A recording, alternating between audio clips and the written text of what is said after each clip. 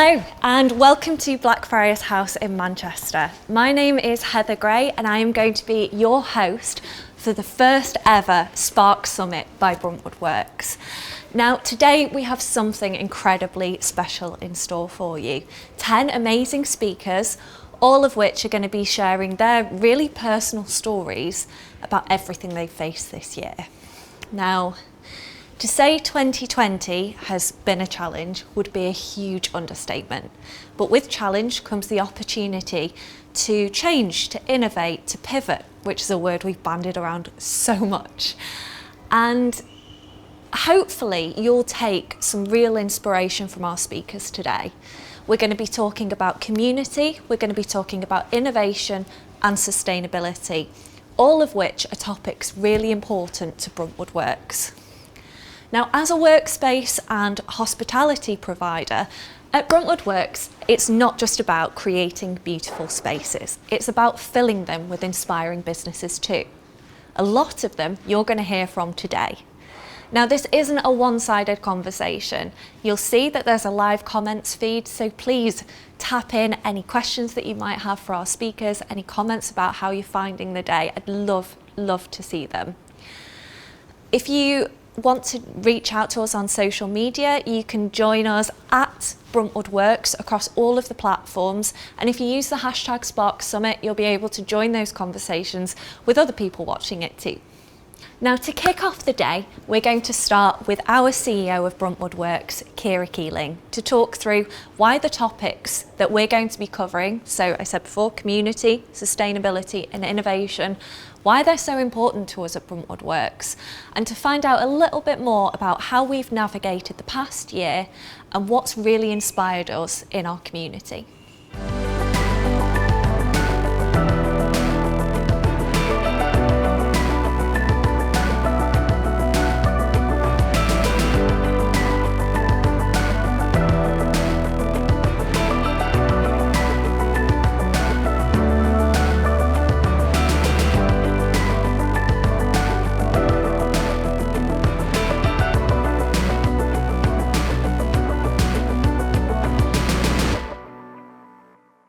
So Kira, thank you so much for joining us today.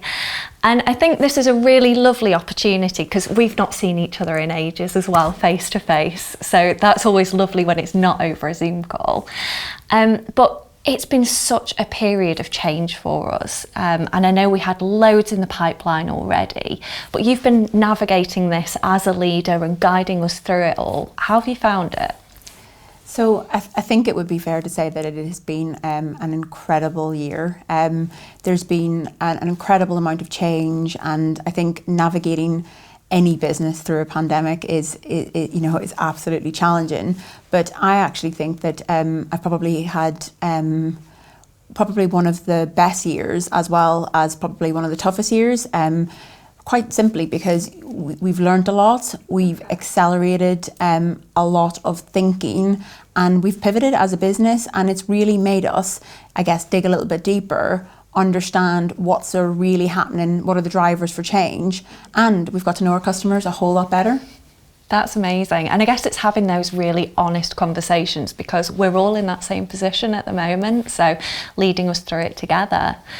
And I think a big part of what we've been able to do has been strengthen our community, which has been such an important part of the Bruntwood Works DNA for so long. I mean, you must have heard some incredible stories from our customers. Is there anything you've found, really inspiring?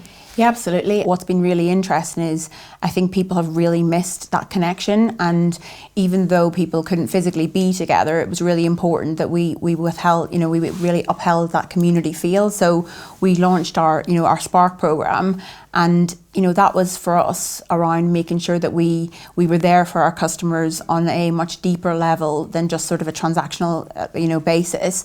But through that, we've had so many incredible stories that we've heard of, not just about how customers have pivoted, but how customers are starting to work with each other as well, through how they've connected together, through the Spark program, or just generally through the wider community events that we've held. So there are so many really awesome examples. So I think we'll hear today a bit later that AO and Peak, for instance, they work together.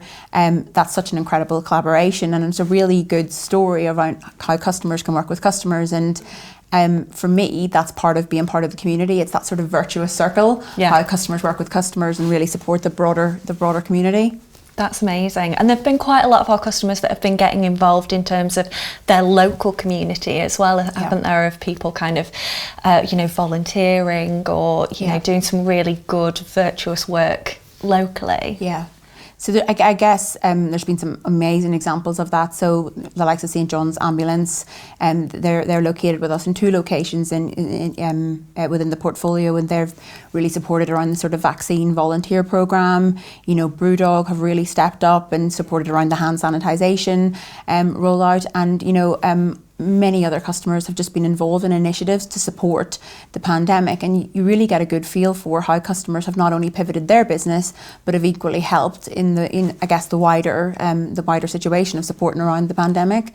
So it's incredible to have those types of customers in our portfolio. Definitely, it inspires us as well to keep doing what we can to keep attracting those sorts of brilliant customers as well. Yeah, and sure. Something that's really lovely is, obviously we've been getting more involved in our local community. Yeah. But we've also been thinking, how do we impact the wider world as well? Yeah. So sustainability has always been a big focus for us in terms of projects, but also we've had a lot of really focused companies work with us around sustainability too. Again, has there been anything that you've been excited about project-wise? Yeah, so from our perspective, we're really committed, to becoming net zero carbon. And we were one of the first property companies to commit to doing that sort of by 2030. But that's just what we were looking to do. But some of our customers are, absolutely exemplary in this space, and that comes down right from the independents at Hatch. They are, very thoughtful around how they're, making sure that they're considering their waste. There's so many pilots that are going on within, our customer base, customers reaching out to us to ask for support, because I think everybody realises this is a really important, thing that we have to move up our agenda, and everybody wants to make sure that we're building back better. But that sort of local element to it is so important, and I think there are so many countless examples within the portfolio of customers that are innovating in that space. And that's been a key thing as well, is innovation. You mentioned before that people have been pivoting and trying new routes to market or new strategies altogether.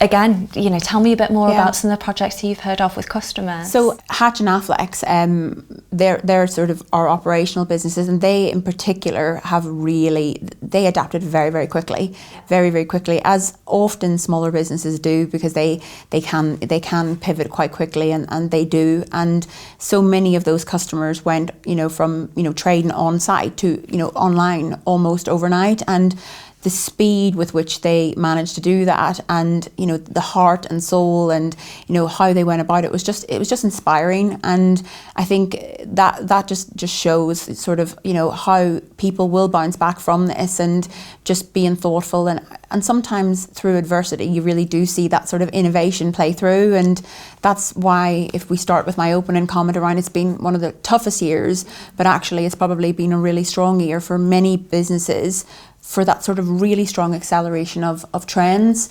But being mindful that it has also been a very tough year for people as well, and supporting people around their businesses. We've tried where we can to support our customers as best we can around cash flow, around making sure that we could help them, support them, guide them through loan applications, etc. It's been really important for us to do that.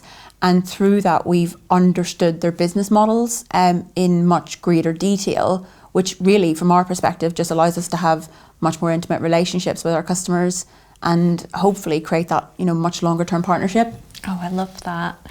And I think one of the things that we've been so excited about with the Spark Summit today is that we're pulling all of those themes together, aren't we? It's the topics that really matter to Bruntwood Works, and it's our customers putting them into action and telling their stories. For sure. Why is that important to you? all of the things that we have today, our sort of key, 3 topics, they're just absolutely at the heart of the DNA of what we're about as a business. And, we talked a little bit earlier about innovation. Businesses need to innovate, they need to adapt, they need to keep moving forward. Sustainability is just, it has to be top of everybody's agenda, and it's so important that when we come back, we're doing it in the right way. And I think even locally, in Greater Manchester, it's so important that everyone gets behind this building back better, and we have the opportunity of a lifetime to do so. And our customers are leading the way in so many areas, and we're learning from them, and they're learning from us often. And I think it's just that kind of partnership approach that just really really excites me. But another really good example of, I was thinking when you mentioned earlier about customers innovating, was we recently completed on a new build out in Booths number 6, which is out in Knutsford, and we have an absolutely exceptional customer who took a risk, continued to move forward with investing in space, when nobody knew really what was happening. Yeah. And they did that because they had a really strong commitment to create local jobs. And through working with us, we continued with the new build despite all the problems we had around construction through lockdown, etc. And ultimately their plan is to have many local jobs, up to as many as 400, I think. Oh wow. Yeah. So that's going to be such a boost for the local community, isn't it? So I think because we're so embedded in place, and our entire ethos is about really, growing within the spaces that, we have so many assets, but it's not just about ownership, it's about understanding our stakeholders, understanding our customers, and working together in partnership for the benefit of just the community, the Bruntwood Works community, but the wider city community as well. Amazing. And I think that's where all of the magic happens, isn't it? You said before, it's almost like a Venn diagram. Yeah. You've got community, sustainability and innovation, but it's when they overlap that something special happens. And I think, today we're going to see a lot of that, and hopefully come away feeling really inspired as well. Yeah, absolutely. So thank you for supporting us in putting on this great event, and I'm sure it won't be the last Spark Summit in our series. And next we have David McDowell, who's the Chief Operating Officer and the co-founder of Brewdog.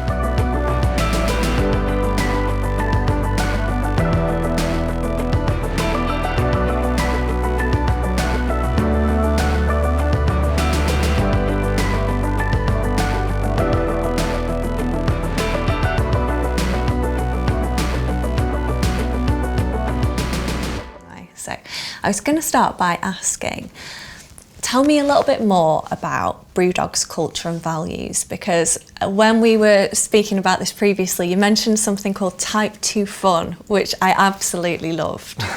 Yeah, I think that we have always had grand, ambitious and audacious goals. And to get anywhere near even half the way to those, then we believe that we need exceptional talent in our teams, and people who firmly believe that they're part of something special.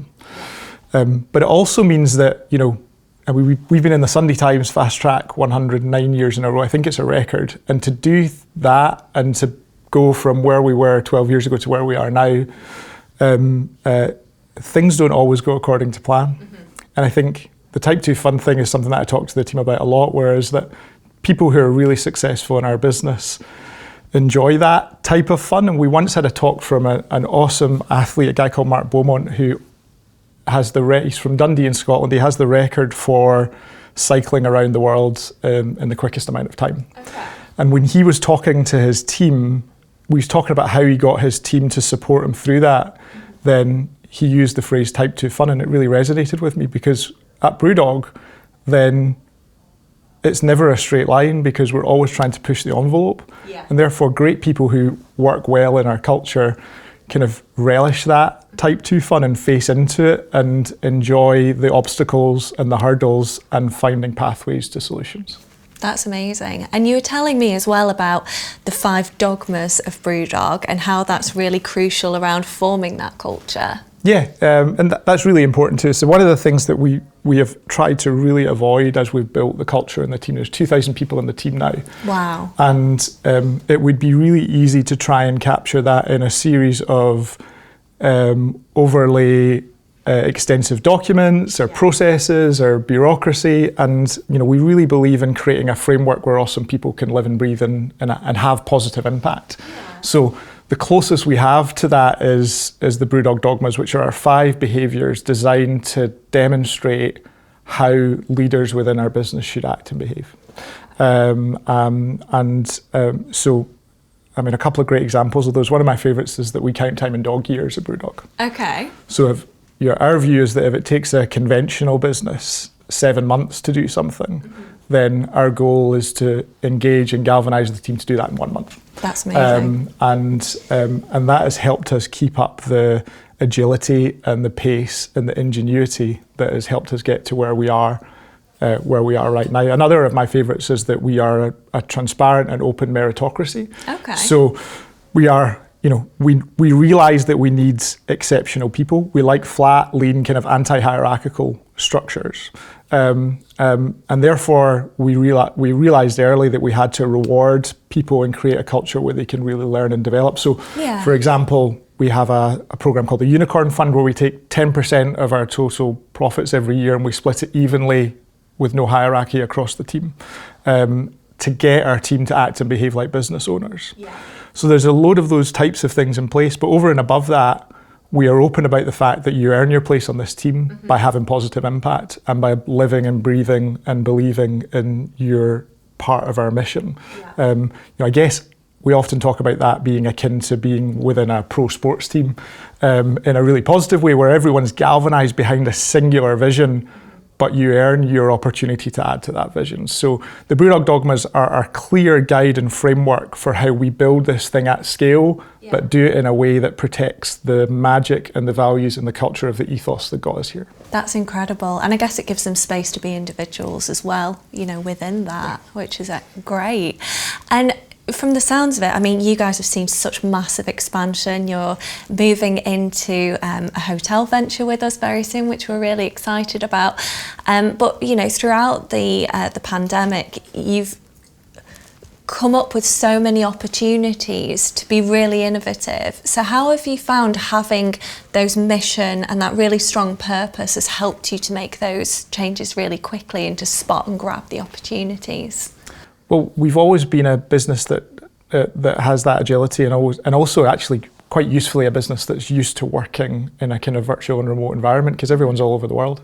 So that helped us a little bit. But the story that I think most resonates in relation to that point is that, well, actually in March, around about almost a year ago now, I remember us, the directors of the business, we were all sitting in a room going, well, hold on a minute, we may just have lost 70% of our revenue overnight. We're not sure what the pathway looks like. We're not sure if we're going to be able to continue producing beer, and we're not sure, whether we will still be here in a year's time. Like many businesses around the world.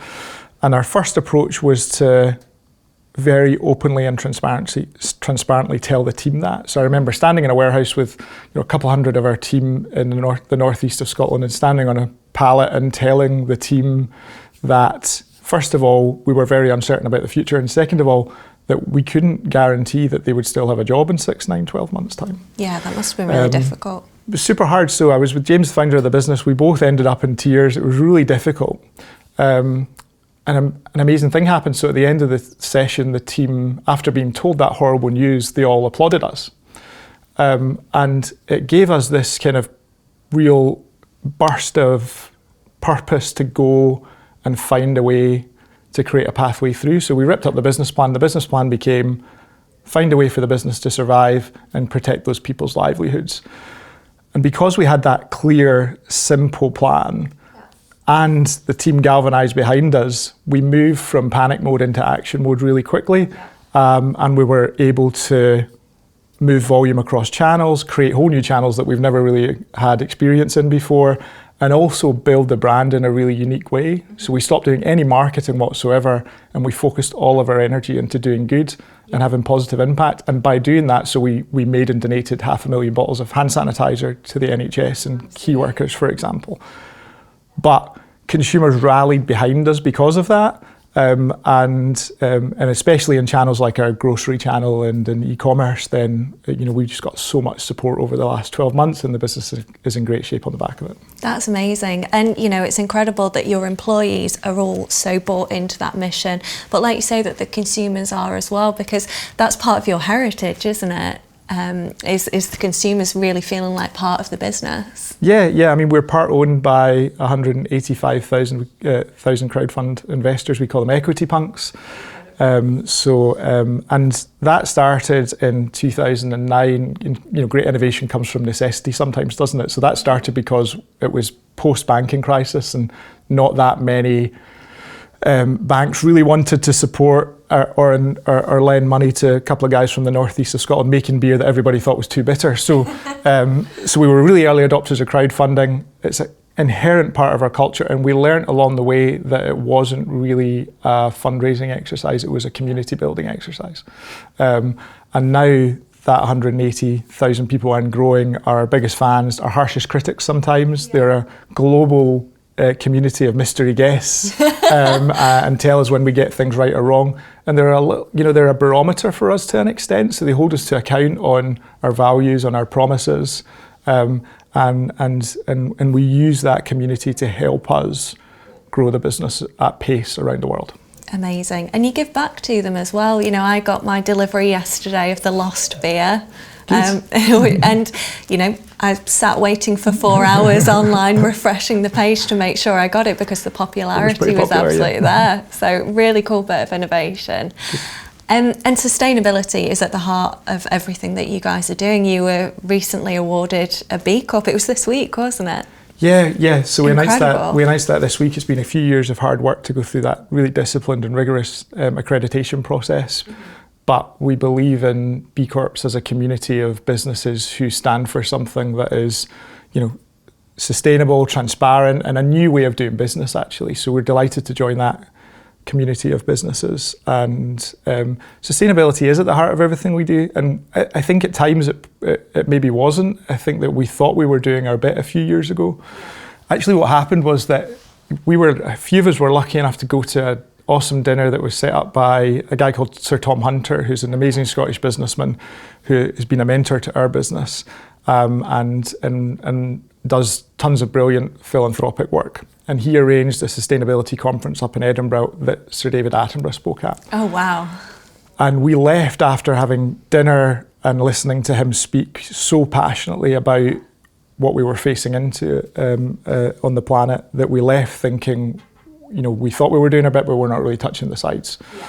So, we think that we are absolutely facing into a existential climate crisis, and we think that where customers spend their money over the next few years will become just as important, if not more important, than how they vote, and that great businesses can lead the way as opposed to waiting for government to lead the way. So sustainability is at the heart of everything that we do. We're the world's first carbon negative beer business. We have a really extensive suite of activity over the next few years that will hopefully see us become even more sustainable and positive in terms of our impact on the planet. And we believe that the most valuable and successful beer business in 5 or 10 years' time and the most environmentally sustainable beer business are the same thing. Yeah. And we'd like to think that we've got a shot of being that business. That's incredible. And how great that you can help the environment by buying beer. It makes it really nice and easy for the consumer. So what's next for Brewdog? Well, all sorts. I think that it remains tough in that, we have 105 of our own bars around the world, and the majority of them are closed right now, and that's been super difficult. But at the same time, we are forging ahead as we see opportunity. We believe in hospitality, actually. We really believe in hospitality. And we believe in the tens of thousands of brilliant little experiences that our teams create every day in our hospitality venues. So we have another 40 or so Brewdog bars around the planet in various stages of construction and project management at the moment, including our awesome hotel, bar and rooftop in Manchester, supported by you guys. We also are close to signing terms on a rooftop location in Las Vegas, which we're very excited about. And the next Brewdog bar that opens in a couple of weeks' time is in Mumbai in India. So there's lots of that stuff going on. Over and above that, forging ahead on our sustainability mission.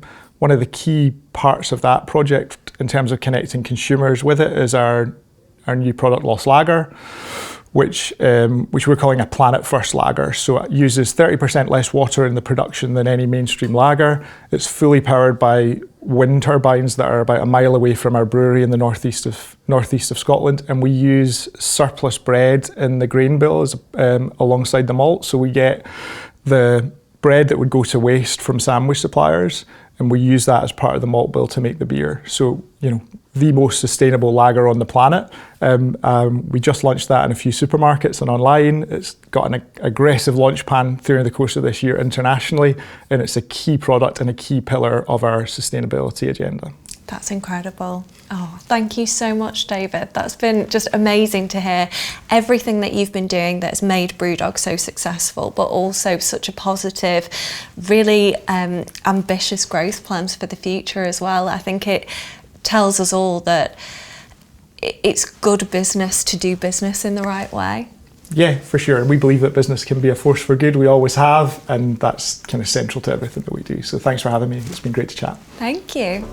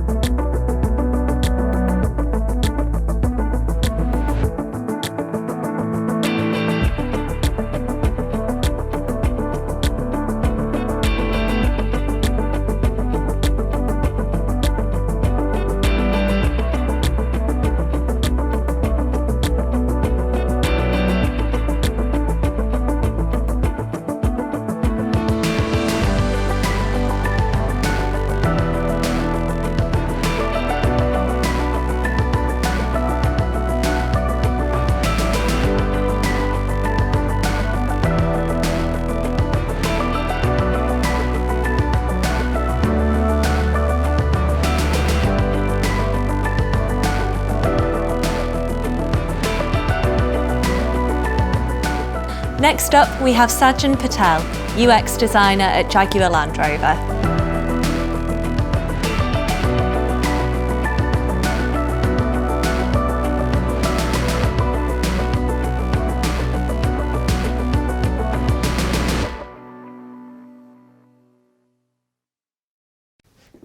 Cool, so I'm Saj.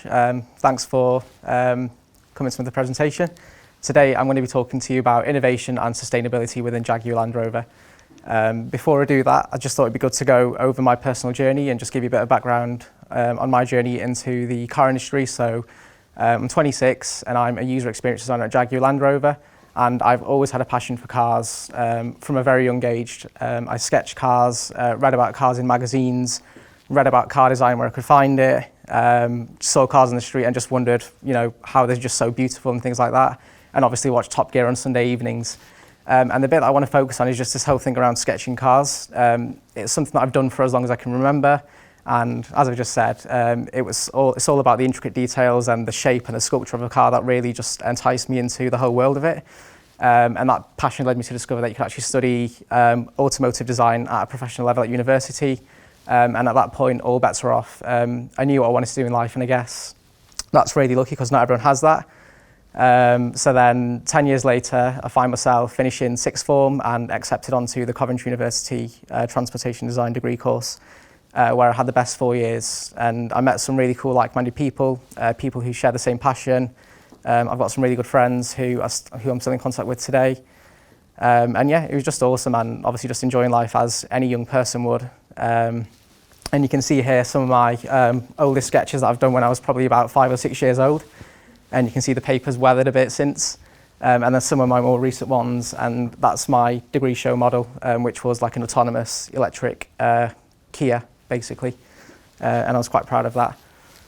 And then life as a graduate, so I didn't actually graduate with a job, and like many others, I was keen to get a foot in the door and start earning some money and get a foot in the door in the industry. So I started applying for any and every job that I could that was within my field, and I spent most of my days just applying for jobs, chasing up job leads, going to the gym and working on my design portfolio. And it was 6 long, hard months before I found my first opportunity, and what an opportunity it was. And I was offered the job as a designer within a Formula E team. So the team was called Techeetah, and they were based in Oxford, but they were backed by Chinese investment, and it was just super cool. And I was involved in the commercial side of the team, so got to work on the presentations that I used to require sponsorship. So, you know, all the stickers that you see on an F1 car or a Formula E car, they kind of have like a business proposal behind it. And I got to work on the livery of the car, the team kit, the garage branding and all that. And then I've just attached some images of some of my work. So that was a post that I did for the Montreal E-Prix. And the team actually won that season, which was in 2017. And they won the World Championship, and that was really cool. And Esteban Gutierrez, the old Mexican Formula E driver in Mexico as well. And I guess as a first gig out of university, it was just super cool and super rewarding. And the guy who hired me, his name was Mark Preston, and he's a bit of a legend within the motorsport circle, and he's been doing that for over 20 years. And he started off in Arrows F1 and then worked his way up to McLaren, and then now he runs a Formula E team. And before he did that, he actually set up his own F1 team in 100 days with ex-Japanese F1 racing driver Aguri Suzuki. And he was a really cool guy to work for, relentless, accepted nothing but the best quality work and pushed you to be the best that you could, and let me know what was expected of me for the rest of my design career so far. And then fast forward a year on from that, and I find myself in Jaguar Land Rover, and I consider that to be another dream come true. I've been there for 2.5 years now, and I still love every second of it. So as I said before, I'm a user experience designer, and my job is to create the digital experiences and touch points of our in-vehicle infotainment, mobile apps, internal sites and external customer-facing sites. So it's very much a digital role, and it's interesting. And the thing that I want to highlight is how my role sort of moved from something which is quite a niche craft that everyone kind of consumes but no one really knows about, to something that's everyone's consuming now, and you know, everyone's on digital and embracing it. And on this slide, I've attached a few images of my lovely colleagues, and they're super awesome to work with. And when we're in the office, you know, we work hard and we play hard and we like to have fun, and we go out when we can. It's not been possible, obviously, because of COVID, but fingers crossed we can be back in the office soon and enjoying ourselves like we were. And then just a bit about the two brands. So Jaguar Land Rover is made up of Jaguar and Land Rover. Jaguar is all about the art of performance. So it's a firm which is steeped rich in motorsport heritage, with drivers such as Sir Stirling Moss and Mike Hawthorne. It's all about beautiful sculpture and design. So the cars are, you know, exceptional, as I'm sure you've seen, and they're all about sporty driving dynamics, and that's really the core values at the heart of the brand. And one thing that I love is Enzo Ferrari, the creator of Ferrari, said that the E-Type is the most beautiful car in the world. And I think to get that praise from someone who's such a legend within the car industry is just, there's nothing better than that, really. It's the highest praise you can get. And then Land Rover, which is all about going above and beyond. So vehicle and driver being united. It's about confronting new challenges and facing them head on. And then I've attached some images so you can get a feel of the brand. So it all started off with a Defender, which is this sort of rugged, go anywhere, do anything, does what it says on the tin vehicle. And then we have Range Rover, which is, you know, it's all about glamour and luxury, and it's for life's leaders. And then you have the Discovery family, which is all about versatility and practicality. And then the Evoque, which is all about sort of like city, urban living, dynamism, and being sort of like young, hip and urban. And then on the right, I think it was quite important to highlight that we do support COVID. So we provide a fleet of vehicles across the world for COVID emergency response organisations. And I think we've got around 160 vehicles to support that. And then the Red Cross as well, so we provide vehicles for the Red Cross. and we've got hundreds of vehicles around the world supporting the Red Cross and vulnerable people so they can get access to food and medicine, stuff like that. So I think that's really positive. So there you have it, two brands which are all about, beautiful design and wonderful experiences. And I think, in my opinion, hold the culture around the glamour of petrol and leather more so than any other brand this side of Ferrari or Lamborghini. It's an incredible brand, and it embodies a spirit of Britishness which is often unrivaled within the industry, and it's often envied as well. But times change and we have to change with it. Jaguar Land Rover is a company which has never stood still and never will. As I'm sure you've all seen or heard, we have a car called the I-Pace, which was the first premium all-electric EV on the market, and since then it's gone on to win numerous awards, and it's won customers' hearts the world over, and it was designed and engineered here in the UK, and I think that's something we should really be proud of. And then another thing that I'm sure you've heard of is the new Reimagine strategy. So 2 weeks ago, our CEO, Thierry Bolloré, announced a new strategy, and it's all about Jaguar, the Jaguar brand and the Land Rover brand becoming electrified. So by 2025, the Jaguar brand will have undergone a renaissance and be reborn as a pure EV brand, which is something really cool because I think it's one of the most historic heritage brands out there. And to be reborn as a pure EV brand is something which is incredible, and it just shows our commitment to sustainability and zero emission mobility. And then Land Rover, which will welcome 6 pure new electric variants by 2024. So we'll have a fleet of vehicles that are all electric, and I'm sure the future is going to be really exciting. I haven't memorised these slides, so I will have to read them, I'm sorry.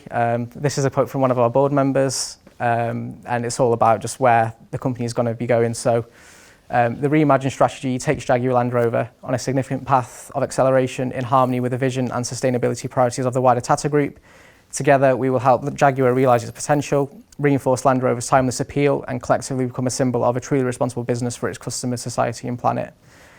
And then a quote from our CEO himself, Thierry Bolloré. As a human-centred company, we can and will move much faster, and with a clear purpose of not just reimagining modern luxury, but defining it for 2 distinct brands. Brands that represent emotionally unique designs, pieces of art if you like, but all with connected technologies and responsible materials that collectively set new standards in ownership. We are reimagining a new modern luxury by design. And that's the end of the presentation. So thanks for listening, and I hope you all enjoyed it. Oh, Saj, thank you so much. That was lovely. And it was so wonderful as well to hear about how you've developed through your career, and you're in such an incredible position now with an organisation that's clearly going places. What was you said before about Ferrari's favourite car, but tell me about yours. So my favourite car, and I know this might sound like a cliche, it's the F-Type, which is the one on the right there. Okay. And the reason why I like that is because it's just the ultimate expression of what I think a car should be. So it's, in some ways, it's quite irrational. It only seats 2 people. It's about you and one other passenger just enjoying the experience of driving. And the thing that I love about driving is that I consider it to be the ultimate form of freedom, and to do it in such a beautiful object, I think it's just incredible.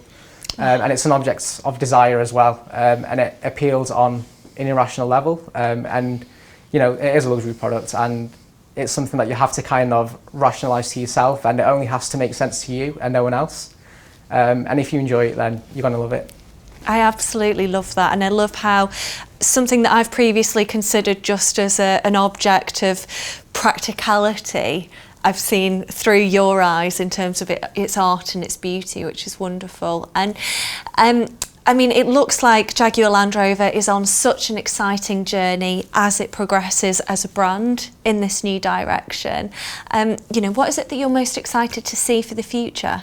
So I think for me, it's the experience around the car, and I think that very much fits in with my role as a user experience designer. So I think up to now, the experience of the vehicle has been it's kind of started and ended with the vehicle itself. Okay. Whereas now it's all about the experiences before a customer steps in the car and long after they give it back as well. And that's all going digital now as well. And my day-to-day work, that's what I do day to day. And it's what I've always wanted to do. And on the first slide, obviously, I said that, I've always had a passion for cars. And I think the thing that's interests me most about cars is just the mystique and intrigue behind the process of creating them. But, through university, I learned how that was done, and then once I learned that, it was kind of like, what's next? You know, where is the industry going? And then, you know, digitalisation, it's affecting everything, but I think it's affecting the car industry more so than any other industry, and it's definitely affecting us at Jaguar Land Rover as well. Wonderful. Well, I'm excited to see everything and to have met one of the great designers behind it. So Cool. thank you very so much.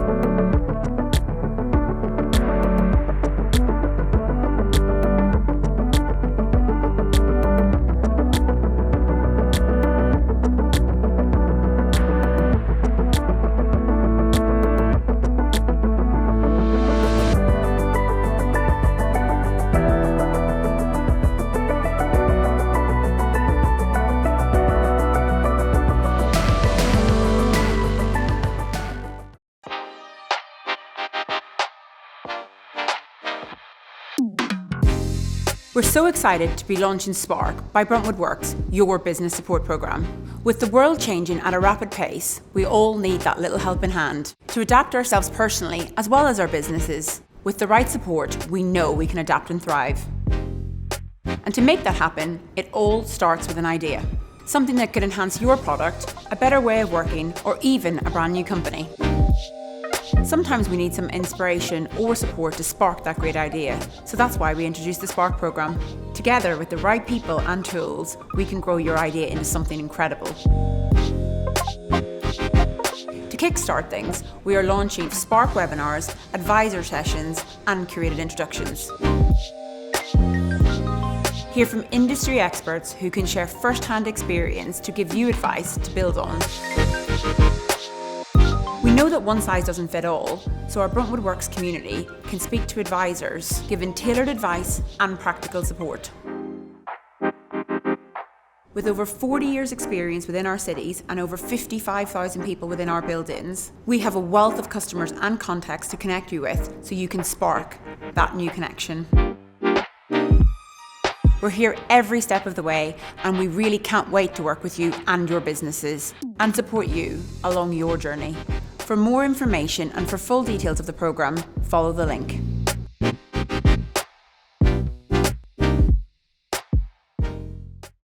And next we have Rimi Thapar, founder of Love Raw.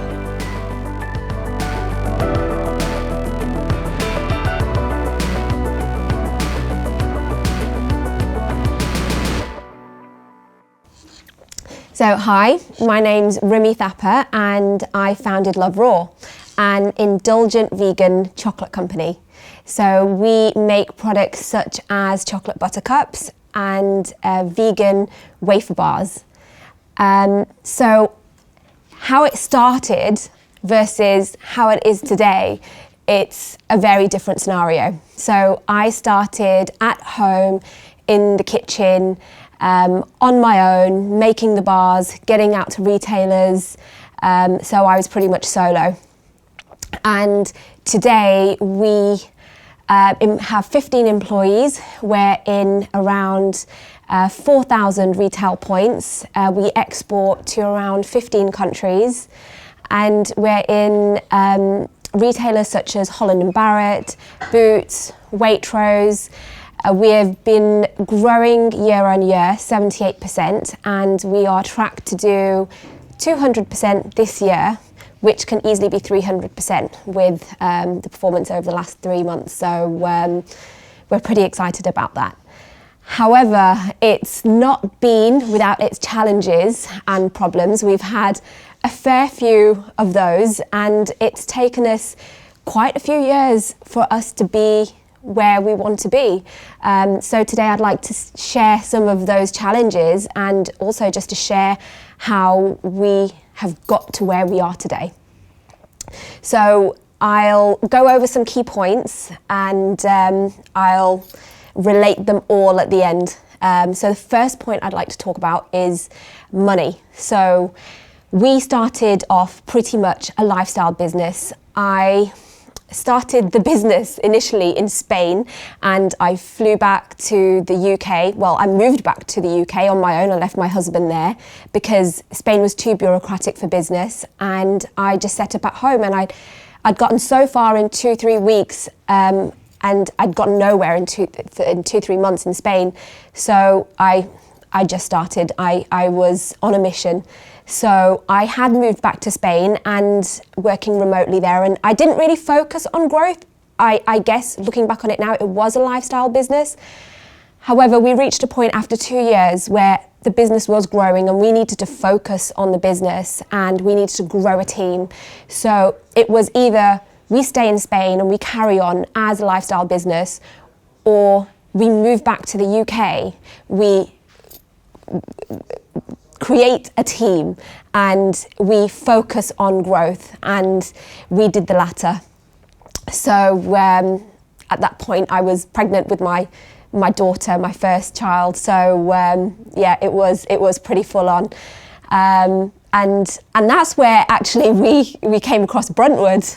It was amazing. We had our first office here in Blackfriars House. So that started that journey, and so it's really important with deciding whether you want to take on external investment or whether you want to self-fund. For us, for the first 4 years, we self-funded, we bootstrapped. So whatever we generated money-wise, we just put back in. And it was only in 2017 we found we needed investment. We had a grocery listing with Waitrose, I believe, and we needed money for working capital. And then we set off on our first round of investment, very naively, thinking it would take a few months and it would be straightforward. It was difficult. We had to meet a lot of investors before we found ones that shared our vision. And it didn't take a few months, it took 12 months.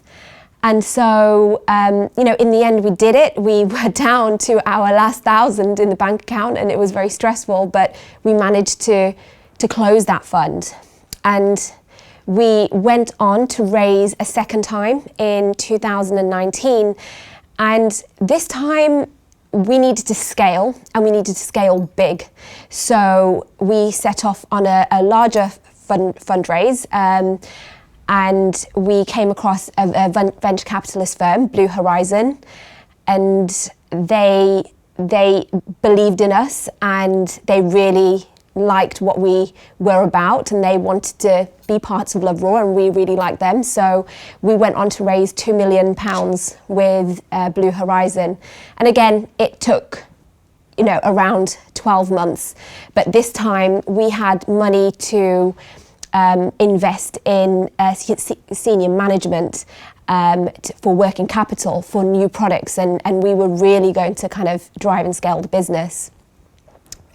You can go for bank loans and small business loans, but for us, we couldn't get the loans that we needed to, being a young company and without having long financial history. So for us, the investment and giving away equity worked better. So that brings us on to strategy and consultants.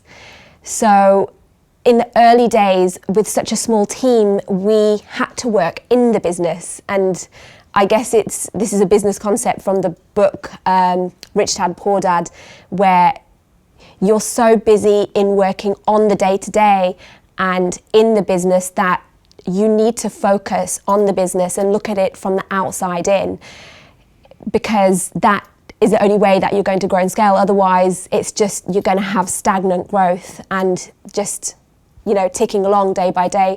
So that's when we went out and we looked for external advisors and consultants. So there's plenty out there for any industry. And for us, it's FMCG. And we came across some amazing consultants and advice.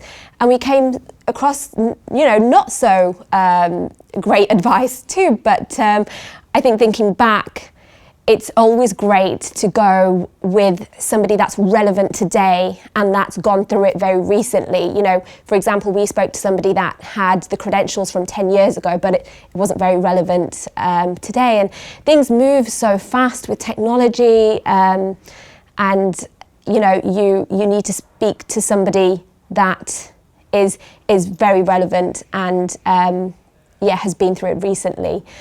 And the most important, I guess, aspect is just setting goals and milestones and financial targets. So initially we didn't even think of that, but we have a financial director and we sat down, and you have to make it realistic. So it's not just kind of plugging figures out of nowhere or doubling it. You know, it's having a look at your products and what they'll bring in, and you know who your listings are with. And then it's about managing and reaching those targets. So I feel like that really helped us scale. And then that brings us on to the third point of pivoting and being dynamic. As a small business, it's easier to do so than a large corporate, and that's to our advantage. For us personally, we've had an evolution of our product range. So we started off making cold raw press bars, and we were the first on the market, and we had such a great launch. And I guess we got complacent with that. We didn't think about competitors coming onto the market. You know, we just carried on. We didn't think about new product development. We just thought, this is great and we'll keep going. But a couple of years later, you know, the barriers to entry are low, because I started myself at home. So that doesn't stop anybody else starting.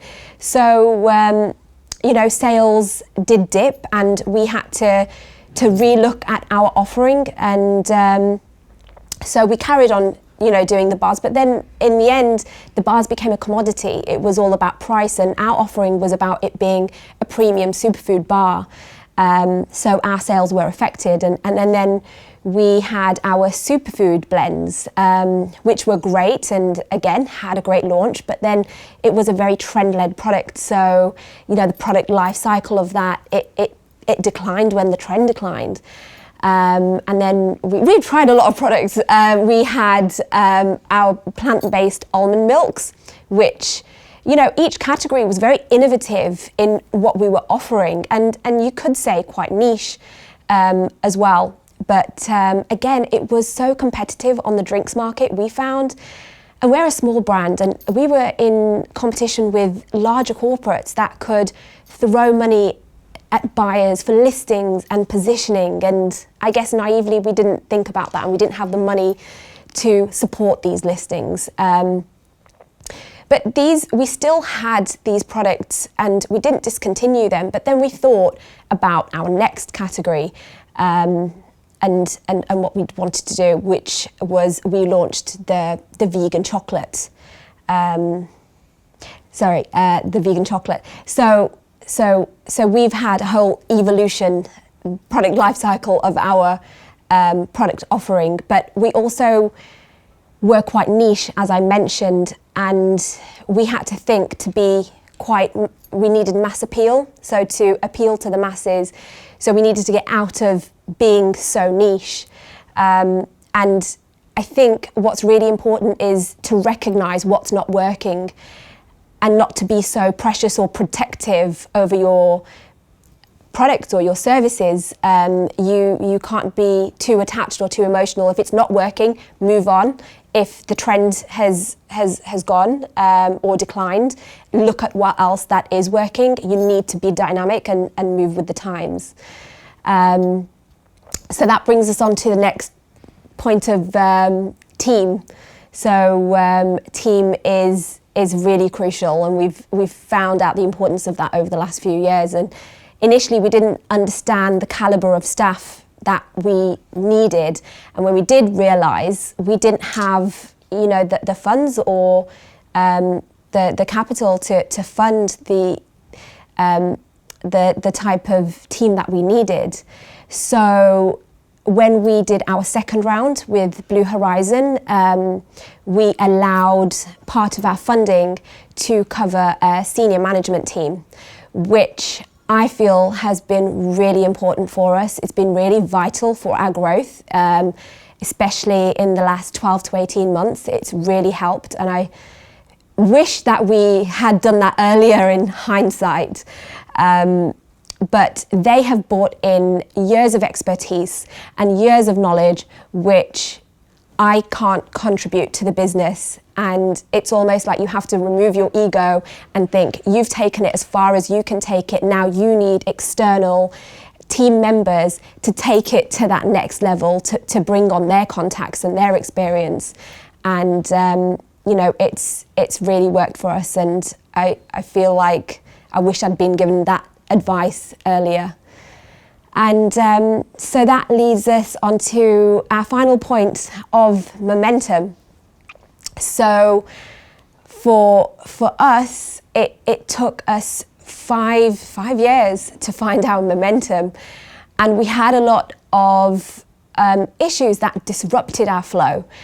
So as I mentioned, you know, we moved from Spain to the UK, and we did have a couple of members of staff in Spain, but we couldn't bring them over to the UK, and we had to start again.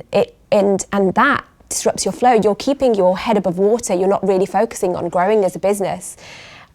So that affected our flow, and it was making, you know, wrong decision choices in products, and, you know, trends change. It was not raising money quick enough. You know, you can't pay suppliers, and you can't do as much as you want to do in terms of funding. So I feel like there was a lot of things that disrupted our flow.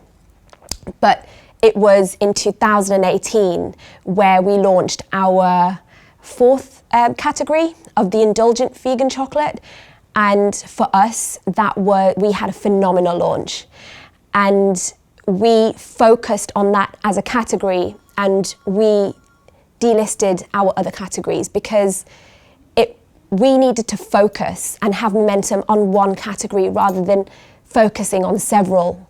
Rather than doing several okay, we wanted to do one amazingly. So we had our momentum, and this is where the other 4 points come together. So, you know, we have the money, we have the financial resources, we have the strategy and the advice and the targets and goals that we need to meet. We have a great team in place, and we have a great product. So with all 4 of these points together, we have that momentum, and it's almost like a chain reaction where one successful milestone leads to another. So, and it's just about keeping that going and not losing your flow. We're not moving countries anytime soon again.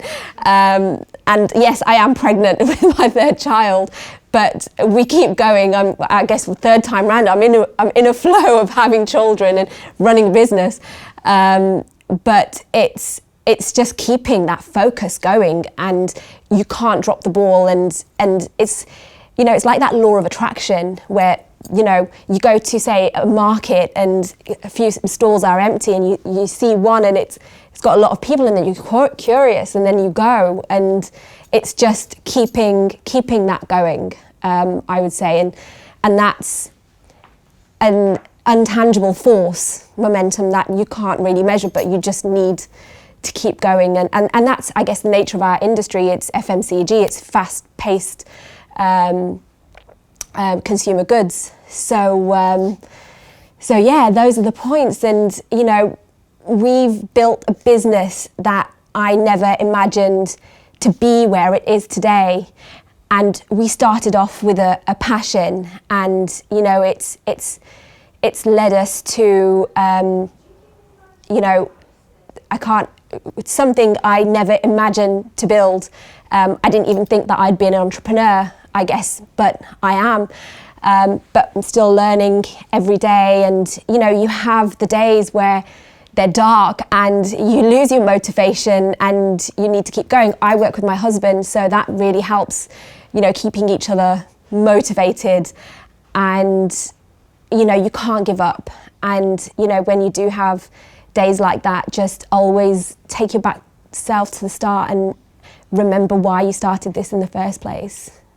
So yeah, and I just wanted to say finally thank you, Bruntwood, for having me do the talk, and I really hope this has been useful to everybody that's listened to me today. Thank you. Rumi, thank you so much for coming and sharing your story with us today. Oh, you're welcome. And there are so many good lessons to take from that. I mean, you've said before about you sharing your stories and, sharing your value and your experience. But what is it that you want people to take from today? What's the one piece of advice? That everything isn't perfect when it comes to setting up a business. And things don't happen straight away. Like I said, for us, it took us 5 years of, things disrupting our flow, and then us finally finding what we were meant to be doing. And essentially, even after 5 years, these problems don't stop. You just accept them being there. They don't freak you out quite as much. No, they just become a part of your day-to-day. And that's brilliant. And you're in that position now where you've found your flow, you've tried lots of things, you've moved away from ideas, as you've said. But even despite all of that scaling, you've stayed very true to who you are. So, at its essence, what is Love Raw? I guess we're trying to make a difference. And when I mentioned about not trying to be too niche, and in a sense, we still are niche within a mass category. We are vegan chocolate, and we are on a mission to try and make vegan chocolate mainstream, and we're getting there. It's slow progress, but we are. There's larger corporates now, such as Galaxy and Kit Kat, getting in on the vegan space. So, there's space for everybody, and that paves space for us. So we're fulfilling that mission. That's amazing. And having that clear goal in mind means that you've got something to work towards. But so what is next for you guys? What's next? Keeping that momentum going. Yeah. So we're always working on our next products. Mm-hmm. I'm at the moment working on our next kind of 3 product launches. Oh, wow. And that will take us to the end of next year. And we're just trying to get into more retailers and making our product more accessible to consumers. We want to be where the main chocolate items are, not just in the free from, and that is changing at the moment. It's a challenge, but we're trying to make that happen. That's amazing. Well, thank you so much for coming in and sharing that. And I think all of us, next time we're in a supermarket and we see a Love Raw product, are gonna not only want to try it for the fact that we now know what it's all about, but also I can tell you from consumer research ahead of the Spark Summit, we've had quite a lot and it's amazing. Oh, thank you. So thank you so much. Thank you for having me.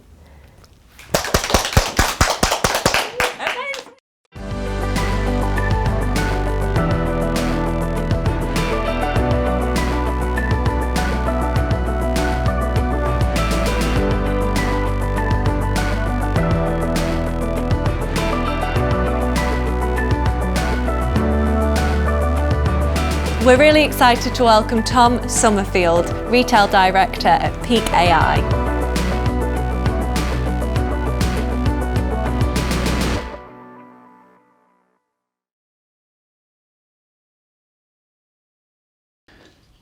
Okay, so hey everyone, I am Tom Summerfield. I am the Retail Director at Peak AI. Peak is a decision intelligence company specialising in the commercial application of artificial intelligence, AI, for all sorts of different businesses.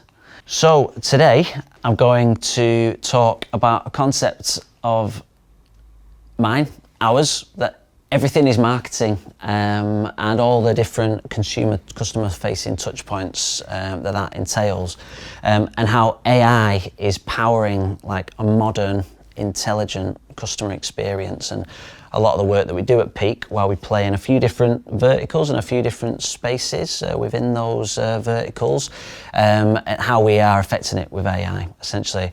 So I thought it may be worth, just at the start, as you would be forgiven for not fully knowing who Peak AI are, and way better than me trying to make a poor version of explaining it, I thought I would play a short video from our recent category launch.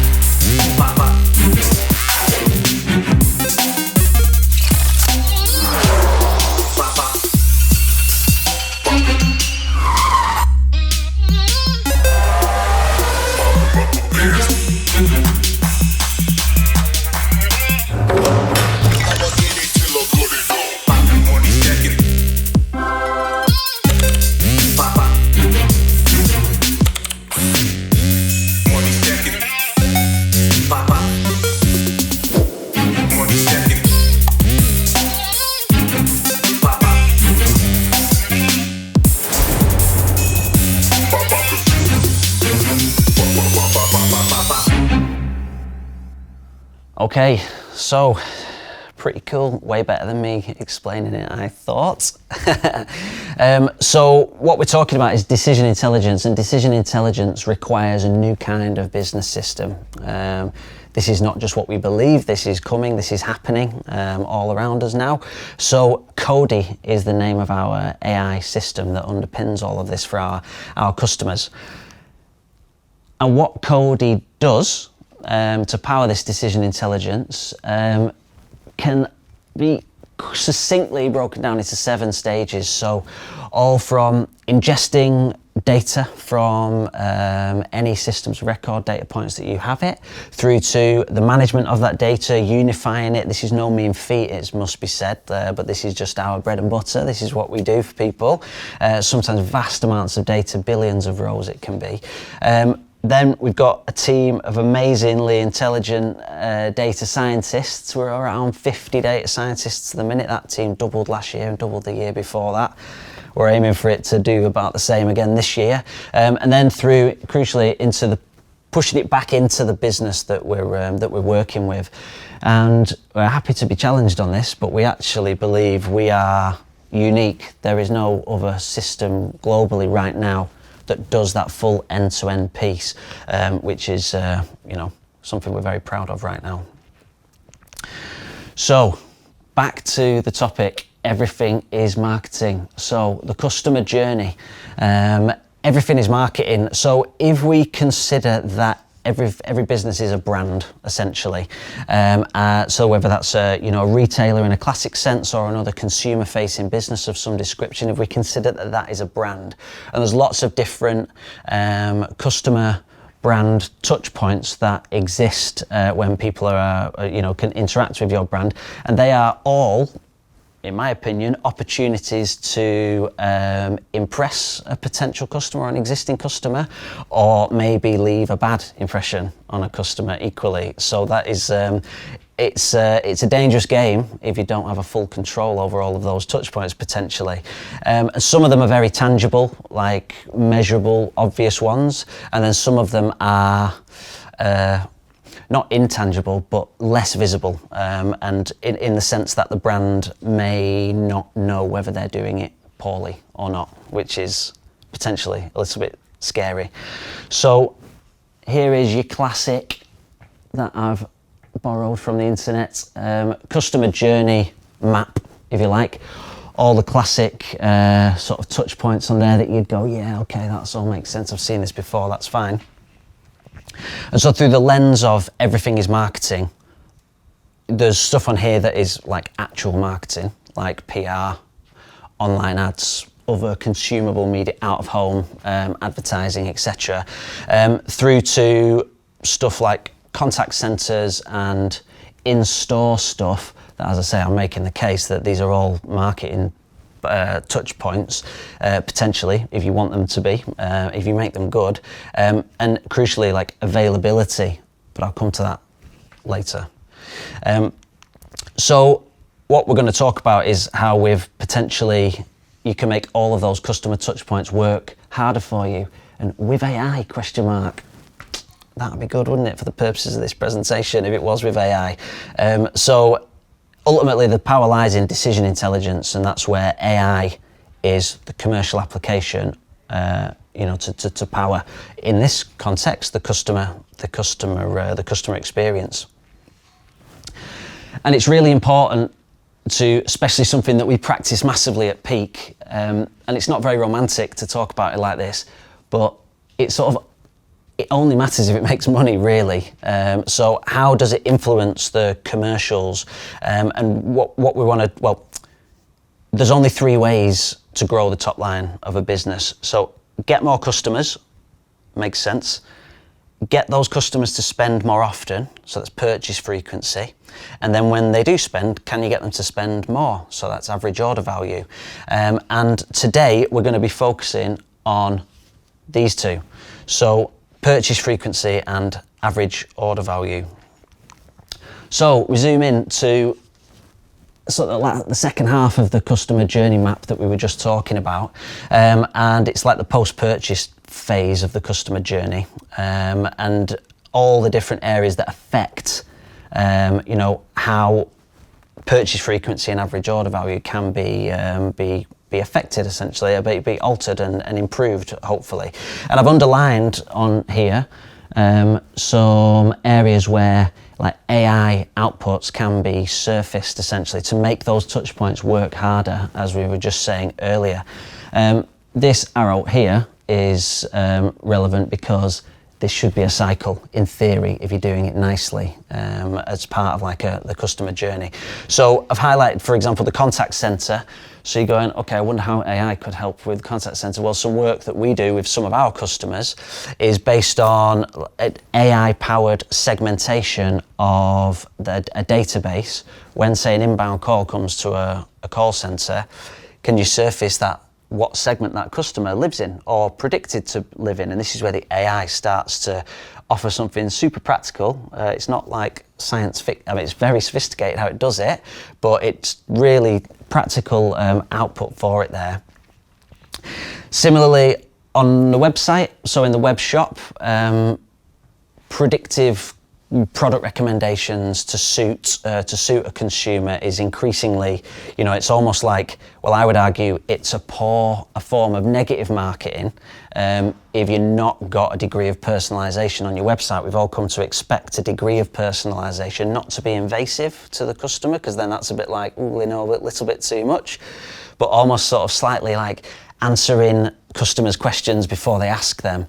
And I've sort of like transformed then to like this word of mouth piece, and you can imagine people telling their friends, you know what, I always go on that website, they've always got what I'm looking for. Or similarly, or in a contradiction to that, saying like, you know what, I never go on that website because I can never find what I'm looking for. There's a great form of marketing off the back of a good customer experience and a negative one. So this is really important to be able to try and start to affect this and control it, essentially. Okay, so to bring it to life a little bit, here's a map of so the Peak system, which is named CODI, which is like an acronym for this Connected Decision Intelligence. So the CODI system, just to bring it to life, this is where it sort of sits in an organisation's tech stack, essentially. So it's like a layer of intelligence that sits across. It doesn't rip and replace any existing systems. It sits and it extracts all those different disparate data sources, pulls them all into one place to create this sort of golden data set, and then it can this is where some very intelligent, cool data science happens as well. Way above my intellect, I'm afraid to admit. But then crucially, and it's tuned for the business outputs that we've worked out with the customer. And then with that, it can push out into these different action points then essentially. So we've got like a whole bank of like digital marketing stuff over here.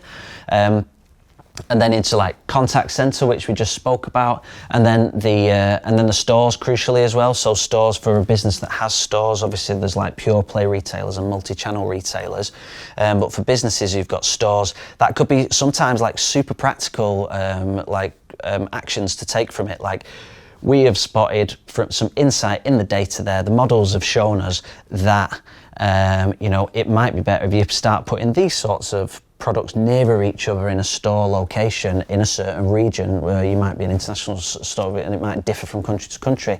So there's some super practical ones. You can see demand forecasting there as well in parallel to it. So I'm obviously focusing on like marketing today, but we also play in like the merchandising world, where there's an enormous lot of value there around buying, allocation and pricing. And then also in like the supply world as well, so like inventory optimization, optimizing transport routes for businesses, etc.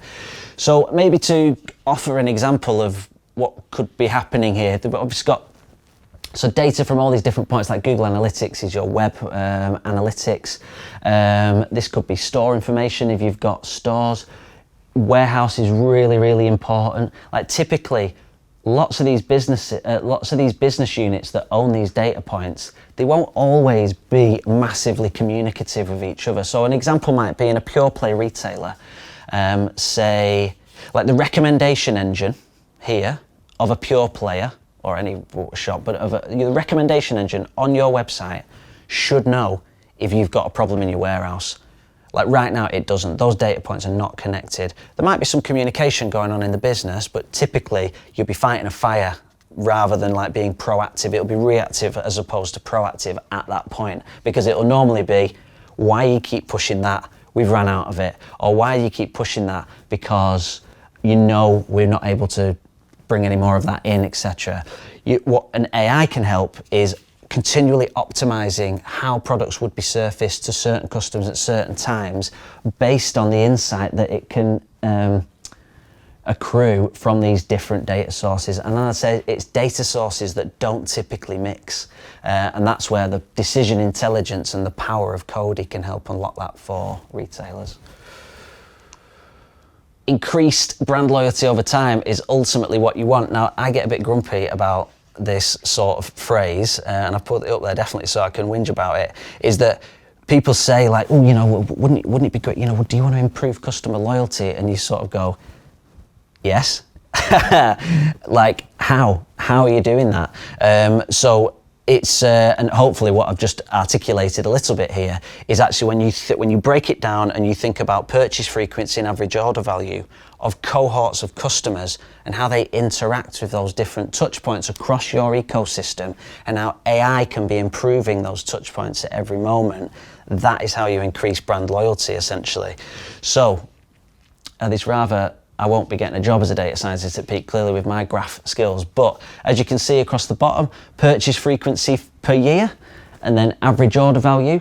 And if you are practicing what we've been discussing nicely, and you're optimizing those consumer touch points through the lens of, well, this is all great marketing, if I can do these things nicely, then you should have this upward trajectory as customers grow with you. They might start small, like from a price point perspective and just once a year, but you should be able to affect that over a period of time. Then to close off with the last couple of slides, I mentioned on the sort of tech stack diagram with Cody in the middle that the demand forecasting piece was a sort of like running in parallel to all of these marketing levers that you can pull. And I've added to this diagram this availability. So I think we're very proud to call AO one of our customers, and I think Mr. John Roberts is also speaking today. And it annoyed me actually, because he came out with something and it was so good and I wish I'd thought of it. He said availability is the new battleground. Now it is so massive now, availability as a moment in the customer experience, the customer journey. And not having the right stock at the right moment can be a really bad form of marketing to a consumer. An example that I always think of is, especially in the world we're living in now, like this sort of post-lockdown, hopefully, sort of world, where if people are coming to your physical shop, now AO.com are a pure player, of course, and similar rules apply there, but my example is with a store. If you're going to a store, the chances are you probably know what you're having, like to start with. Like we saw this out after lockdown 1, where footfall really dropped, but conversion rate really went up through the roof. So this is like, we're in a world now where like window shopping is not a thing anymore. Now imagine you've braved it, gone to a shop Saturday afternoon, and they haven't got what you're looking for. That is like, you might let them off once. If it happens again, you're never going back in that shop ever again, and you're going to go and tell 10 of your mates how rubbish it is. They've never got my size in there. They've never got that thing that I was looking for in there. This is like an invisible brand equity killer, this right now. So we really need, this is where AI can help optimize these extra moments in the customer journey to increase equity and increase those killer metrics of purchase frequency and average order value through a period of time. And to close with this slide, which is the term connected commerce, we use quite a lot at Peak as well, in terms of how, so basically the hottest chat in retail right now is how, and it's the hottest chat some retailers don't know they're supposed to be having right now, is how you connect your demand generation levers up to your supply chain and allocation and these other bits. It's really hard to do, so this is why I know like not everyone can claim to be practicing it perfectly.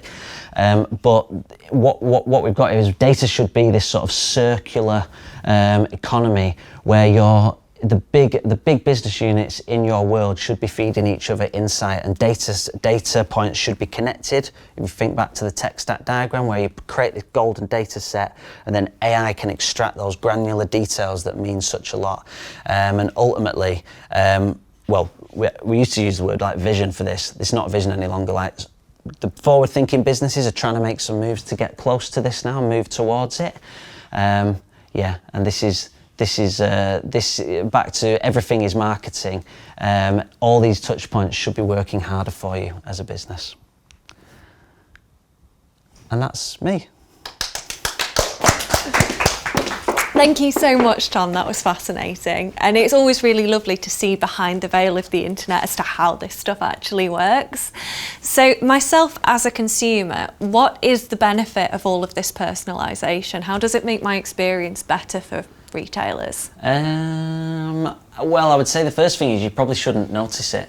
You would just like, I would say, because when you notice it, is that like, it can be a bit creepy maybe, which this is not. Big Brother is watching. Yeah, a little bit. But so the idea is that what like talking about today is if you think that everything is at marketing and every customer touch point is an opportunity to impress a customer, and just how do you optimize each of them, little incremental improvements to a little bit more personalization or a little bit more like intuitively what you think the customer's going to want, the sum of all those parts will add up to a lot of more brand equity is the thinking, and I'd say that some of them are a little bit more like invisible than visible, like you said about the email thing. Like often when you see an email, you'll know if you've just got a blanket email potentially, or it might be from a shop that serves both male and female potentially, and you get something that's not maybe to your taste. So that's like an obvious one. But then like the idea of something being in stock in a shop always when you just need it, that's much cooler. Like that's a bit more invisible, I would say. Yeah. Fantastic. So it's creating that magic without even realising it for the consumer. Really. If it's done nicely, yeah, I think that's very possible to do. Yeah. Fantastic. Well, thank you so much for joining us. Thanks for having me. Yeah, great, cool. Perfect.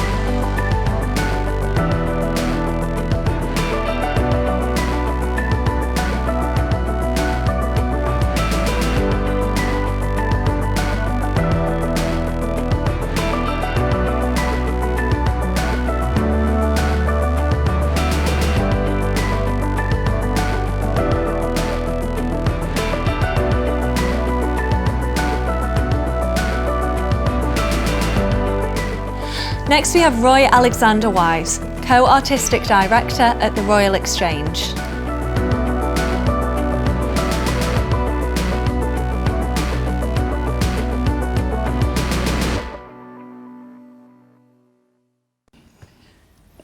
Hi, my name is Roy Alexander Weiss and I am Joint Artistic Director and Chief Executive at the Royal Exchange Theatre in Manchester. I'm really humbled by this invitation to speak, and something that I've been thinking about is the fact that these are really dark times and we've got a real responsibility to move boldly towards the great challenges that lie ahead. So the question that I want to try and answer with this talk is, how can creativity rebuild our communities post-lockdown?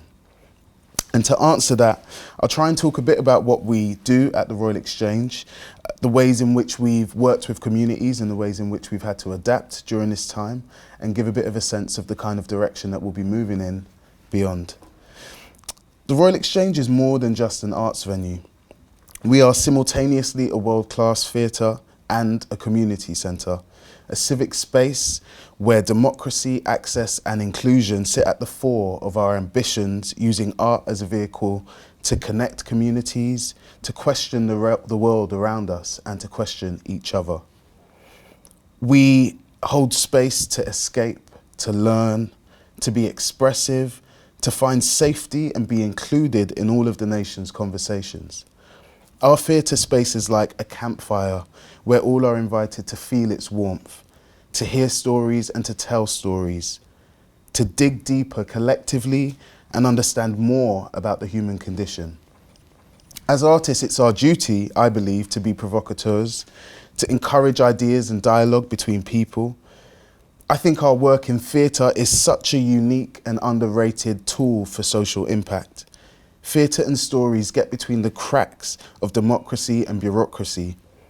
They ask questions of the bits of life that feel messy, scary, hard to define. But they also help us to celebrate, to acknowledge, revere, appreciate all that life has to offer. This pandemic has undoubtedly exacerbated so many global, national, and local societal issues. In moments we felt like we're all in this together, and yet social distancing has made us feel further apart, sometimes mistrustful and judgmental of one another. So many of us have experienced trauma, grief, and all of us some sort of loss. Theatre can be so much more now than what it ever has been before. And it has been quite a painful time for us at the Royal Exchange, but we've continued to persevere and find new reasons to exist and make ourselves useful for those in our midst. Our young company provides training and performance opportunities for young people between the ages of 14 and 21. Throughout my teenage years, I always looked forward to feeling a sense of freedom, having the chance to make my own decisions for the first time.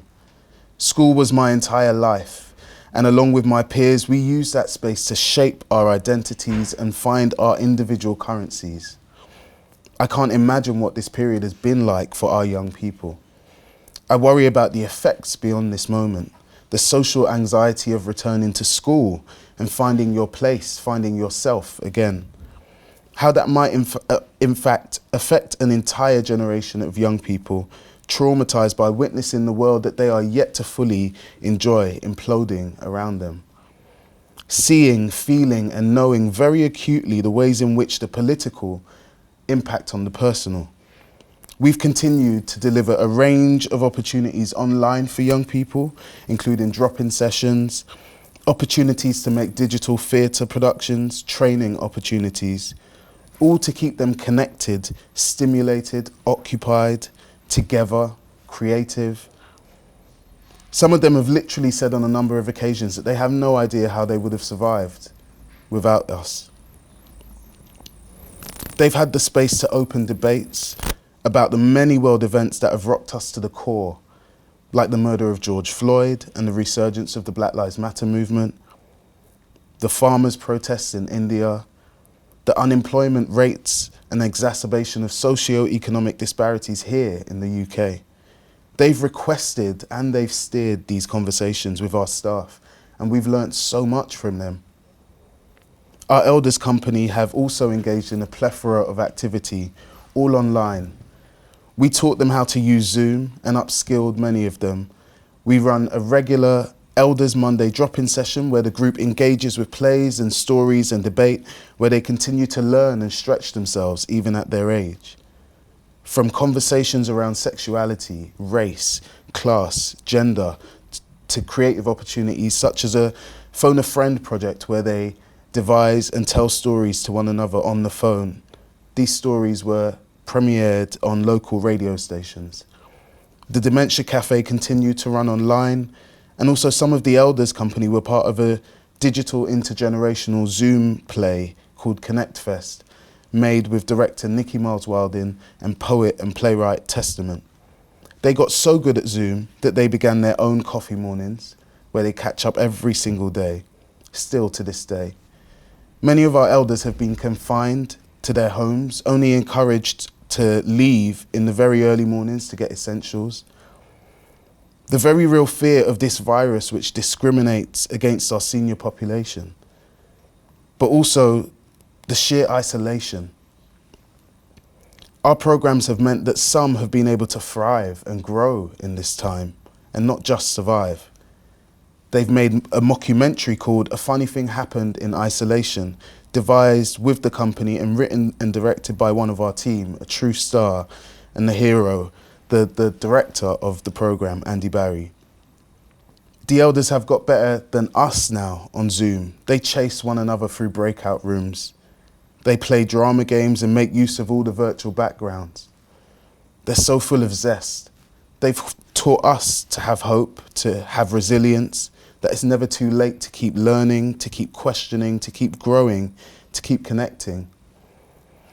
Our local exchange ambassadors have continued to meet online and plan for their local festivals, which take place in our sustainable satellite pop-up venue, The Den.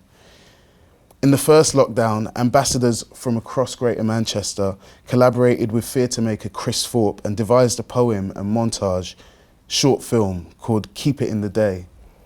I wept when I watched it. It felt like a warm, familiar hand reaching out and gently squeezing me on the shoulder in a moment where I too felt like I was losing my mind and my grip on reality. In March 2020, we were due to start a craft cafe in the food pantry of the Duckenfield Central Estate in Tameside, where we are in our legacy year of the 3-year residency. This was an opportunity for residents to drop into craft sessions with artist Sam Edwards and spend some time crafting, making, designing, and more importantly, socialising, building community links. But due to the pandemic, this couldn't go ahead. Instead, Sam has designed a colourful art pack that is being delivered next month to over 650 residents in Duckenfield Central Estate, homes around the Cavendish Mill, and the Tameside Women's Centre. The pack is the Tameside Ambassadors' way of bringing the craft cafe to people's homes. The pack includes colouring pages, nature watching, positivity word searches, kindness cutout cards, and a self-care manifesto to fill with ideas and ways to make each day feel better. As an organisation, we've had to make really difficult decisions in order to survive. And this included redundancies. Much like many other arts and culture organisations, we know though that we've not been alone as a sector, that this has been the case across many industries. We had to make nearly 65% of our permanent workforce redundant. We're a very, very different organisation to the one that we were before. One of the people that we had to make redundant was Debbie. Debbie met us through our local exchange programme, which is so generously supported by the Oglesby Charitable Trust. I was going to tell you Debbie's story, but I thought actually maybe I should read it in her words. One of the guys at Ashton Job Centre works for Jigsaw Homes, and he gave a few of us free tickets to go and see a show at the Royal Exchange. It was The Producers. Oh, my little belly absolutely lit up. Honest to God, I just thought that this is the thing I've been looking for in my life. I'd never been to the theatre before till that night. I always thought you had to be a millionaire to go to the theatre. I always thought you had to go in like a limousine and have a red carpet and wear a big evening dress. but it's not. It's just for everybody, isn't it? When they close the curtains around you, it just envelops you, doesn't it? It just felt safe. On the night, I got talking to Jack, the Royal Exchange engagement manager at the time. And then a few months later, Jack rang and asked me if I wanted to become an ambassador. I said, what do I have to do? And he said, just be yourself. On this one particular day, I had some tickets to give out for a performance of Hobson's Choice. I'm in recovery, me.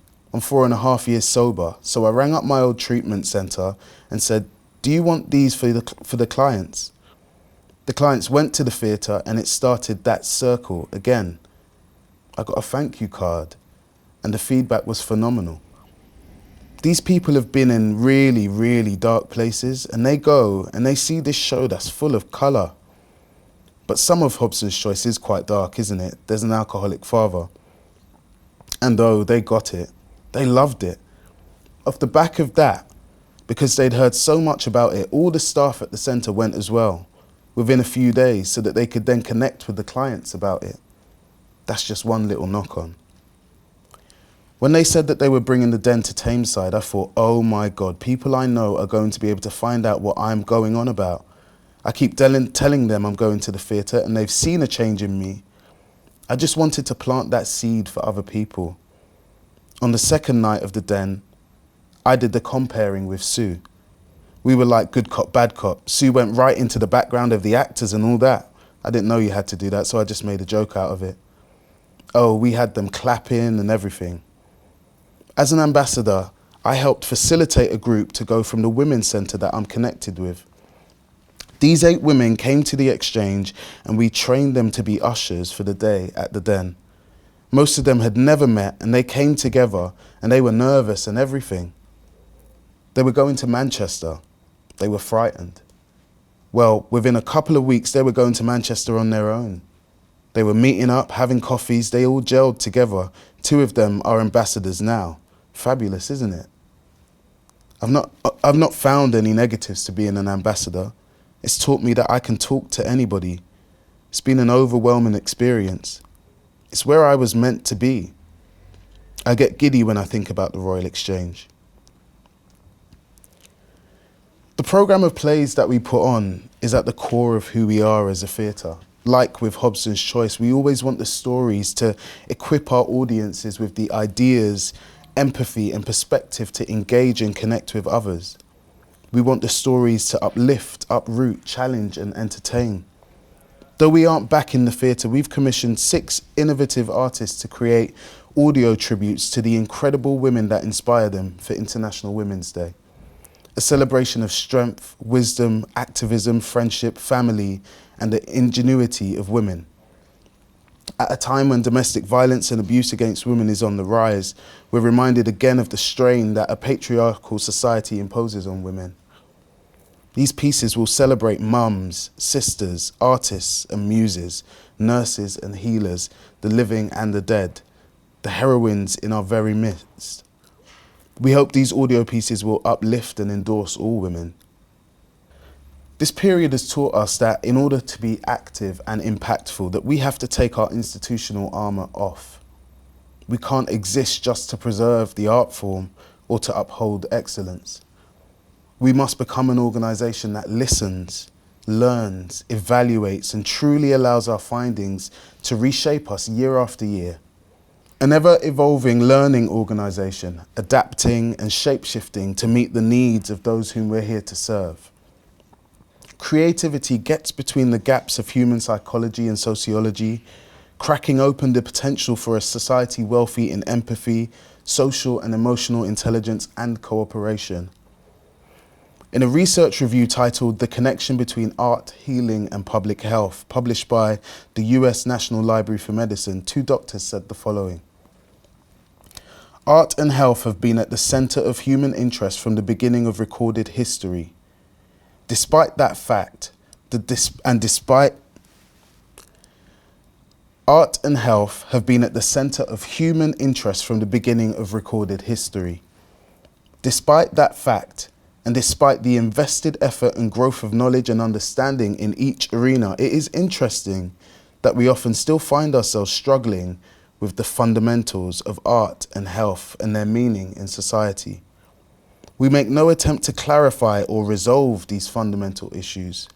Instead, our intent is to summarize current knowledge about the connection between art and health, identifying the most compelling next steps for investigation and generating further interest in researching the complexities of art and health. The Royal Exchange is going to be working in partnership with a range of educational institutions over the coming years, both in Manchester, across the country and across the world, to delve further and find empirical evidence about what ours and other art forms can offer to society. These collaborations between sectors feel integral to the rebuilding of a cohesive society, and we're so excited to be able to start proving for once what we know in our guts is the truth about the power of art. This pandemic has exposed huge gaping fractures in British society, great big cavities, a country lacking in cooperation, tolerance and selflessness. Cultural institutions have a role to play to help us relearn the things that we've lost in the last few years of political and social disarray. Many will emerge unemployed, abused, traumatized, bereaved, broken-spirited, distrustful of one another, and with little faith in democracy and society. Our cultural institutions will become the clinics, the shelters, the recovery groups for villages, towns, cities, counties, boroughs, welcoming all peoples of this country to find peace, joy, harmony and healing through stories and paintings and films and choreography and design and fashion and architecture and literature and technology and music and carnival and festivals. The rebirth of a society. This work needs to be fully resourced as an investment in our society, in our nation's solidarity, the rehabilitation of its people, and some desperately needed restorations of faith in community and humanity. At the Royal Exchange, we have designed our organisation now to put people first, using art and storytelling as a vehicle for social impact and social cohesion. We will remain a world-class theatre, providing excellent high-quality performances and artistic activity, but we aim to build on our investments in all local communities. Our organisational structure and business plan are sort of an experiment now. We don't know of many theatres of our scale that will operate in the ways that we will, bringing equal value and commitment to work with professional artists and non-professional participants. We all live across intersections, and we all know that we have so much more in common than what sets us apart. We can't continue to operate in the same ways as cultural institutions because they were not built to serve all the British taxpayers, but we can rebuild them to become truly accessible and sustainable for future generations. Here in Manchester, arts and cultural organisations, museums, theatres, music venues, orchestras, etc., we're working collectively to approach action and commitments to be anti-racist and anti-discriminatory, some collective efforts towards environmental health, well-being and financial support for our freelance artists and culture workers, and to rebuild a new vision of the city's identity, all linked to the financial and social health of the region. There's an incredible endorsement from local governments too, involving arts organisations in conversations about how we rebuild the economies of our town centres. This gives great hope for the future, a future that puts people first. We're in the thick of a crisis. There's so much damage that we still don't see that will unravel itself over many years to come. We will need creativity to forge a new path, a new story, a new identity as a new nation in the new world. There indeed are problems and challenges ahead, but we must keep our eyes and hearts open to the opportunities that lie ahead. I'll finish with a quote from the local exchange poem, Keep It in the Day, an ode for now from the people of Greater Manchester. And let's not forget the kick up the backside that Mother Nature has given us. And don't take walking for granted. And don't take anything for granted for that matter. It's easy to be scared, but don't let fear make you cruel. Keep it in the day. Remember the people you haven't yet met, but still hold the parts of us we found in all this that was better than how we used to be. Hold them for when we meet again. We found more compassion than we thought we had. We felt this together while we were apart. And more than that, the ways of living we were told were just the way it is, aren't just the way it is. They're just one way, it turns out. If we want to, we can change the rules. Let's not forget that when we're back in the same room. Thank you.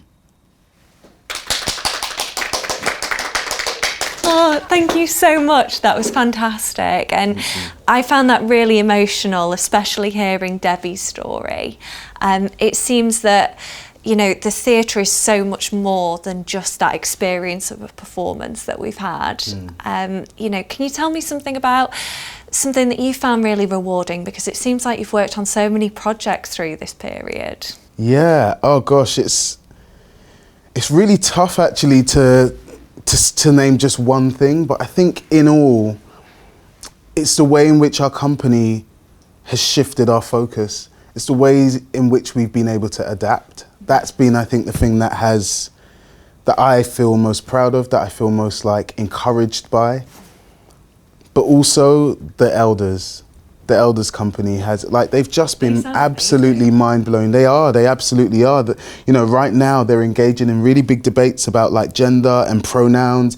Like, I can't have those conversations with my grandma. Like, she just doesn't understand it, you know, much like most of our, you know, elders. And I think it's that creative space that they've created that they feel ownership of, that means that they have, like, you know, a really safe structure in which to ask all of the questions about the things that they don't understand, to get things wrong in order to learn a better way, you know. That's been really, really moving for me.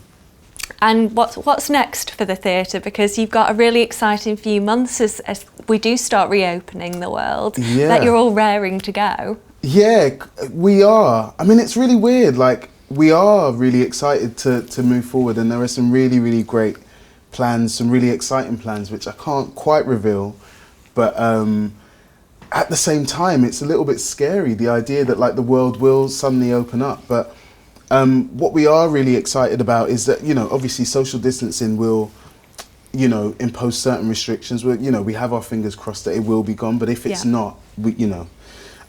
But like, it feels really exciting. We've planned and programmed like really, really gorgeous, epic stories about lots of different people. We're trying to give like the broadest range of like offers to people, so that lots of people get the opportunity to see themselves as we emerge. Because I know that like one of the real issues that I think lots of people faced is that a lot of the progress that I think we've made as society was kind of will kind of maybe have just slipped away, I guess, because we're all focusing our energies on like getting the economy back, or making sure that our businesses don't close, etc., and not thinking about those other things that are really important in terms of making people feel included and a part of society. So yeah, that's fantastic. And I think so many of us have used the arts and entertainment to get through this period, so to be able to experience that in person again will just be phenomenal. Absolutely. So we'll all try and make sure that we make our way to a performance with Please you. do. But it's been fantastic hearing about everything that's been going on behind the scenes as well. Thank you. Thank you so much. Thanks so much.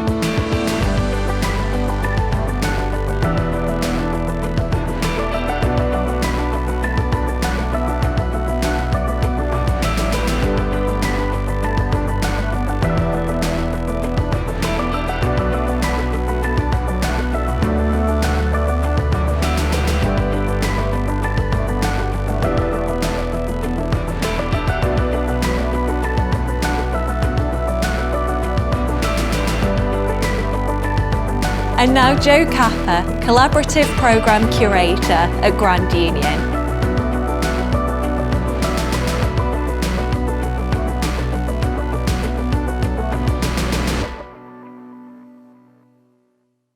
So, hello, and thank you for inviting me to take part in this very special day, Bruntwood Summit. So I'm Jo Capper. I'm an artist and curator based in Birmingham. The work that I create is described as socially engaged. I would describe that as really creating situations that bring people together to find common purpose. I have a really simple mission, which is to bring people and nature closer together through shared cultural experiences.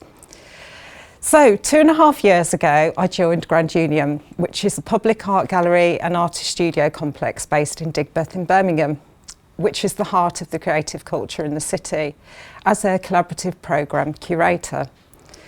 It was a new role for the organisation, which was a bold move for an arts organisation with limited funds. And it was really to dedicate resource to building bridges and connections with its wider communities. I was really drawn to the opportunity to think about how culture can work with and for its communities. So when I started this new role, I was really struck with the very visible problems and effects of homelessness and vulnerability in the city. Birmingham, like so many other city centres in an era of post-industrialisation, had become increasingly polarised, separated by those who have and those who do not. Some profit from privilege and wealth, whilst there are those that are really struggling to survive. So I started to think about what community really is. How do we really live together, and how can we live together better? I asked myself, what is community, and what could an inclusive community look like? So I wondered, how can the cultural sector utilise its capital to support the visibility of those who need it? Was it possible to find ways for those with more to support those with less? And do you know what? I'm actually starting to believe that it might just be possible. I wanted to see if it was possible to change the perception of homeless people in the city, to develop more understanding of vulnerability and what it means to be without a home and support network. So knowing the value of being in nature, the optimism that growing plants brings, and working with our colleagues at Crisis, the homeless charity, we started to look for patches of ground to start growing with people. Through a whole supportive, whole community-led approach, we created the Growing Project. The Growing Project is a community-led gardening scheme, which at its very heart looks to how we can genuinely bring people together through growing, to share stories, experiences, and simply create opportunities for people to come together with a natural environment. So we found an unused allotments garden based in a hostel in the city centre, and we saw that the garden was unloved, lacked soil, plants, and in March 2019, literally with just a bag of seeds, we brought in 15 tonnes of topsoil, lots of enthusiasm, and we started to create a beautiful oasis of a garden. Set within the dusty landscape of the city centre and changing industrial landscape, we wanted to see if we could make a space to feel better through growing things together. In September 2019, we hosted our first harvest dinner. We brought together 60 people to share the food grown in our first allotment garden. Together, we enjoyed delicious food from our allotment and served it on 60 individual handmade plates and platters, all produced by the residents. We, the gardeners, the residents, the artists, the chefs, all sat together. We shared conversation and our stories with the landowners, the mayor, city council officials, corporate sector, and other homeless support organisations. We celebrated the work of the many participants and residents involved in making the first garden and shared the symbolic journey of taking seed to soil to plate. In its first year, the Growing Project operated from one hostel in the city centre. We now have 4 gardens in hostels across the city, and even more opportunity to grow into even more spaces. Our whole community-led approach is to create, tend and look after gardens through building mutual respect, working side by side, sharing conversation and creating a therapeutic atmosphere of watching something grow. It's remarkable how the life cycle of plants you can access talking about so many different things. The gardens are literally transforming spaces for people experiencing difficult times. So this is some of the comments that we've had back from some of the residents. This has given me a new lease of life and a purpose. I feel very proud to be part of such a successful project.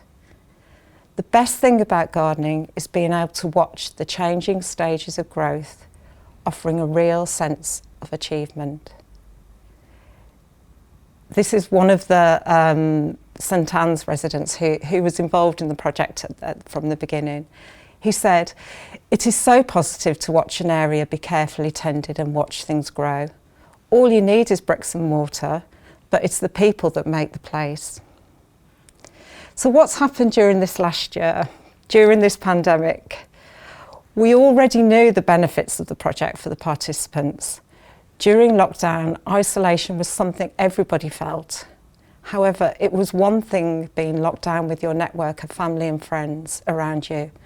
When you're homeless and living in a hostel without access to any support services or communal experiences, it can be a much more desperate situation.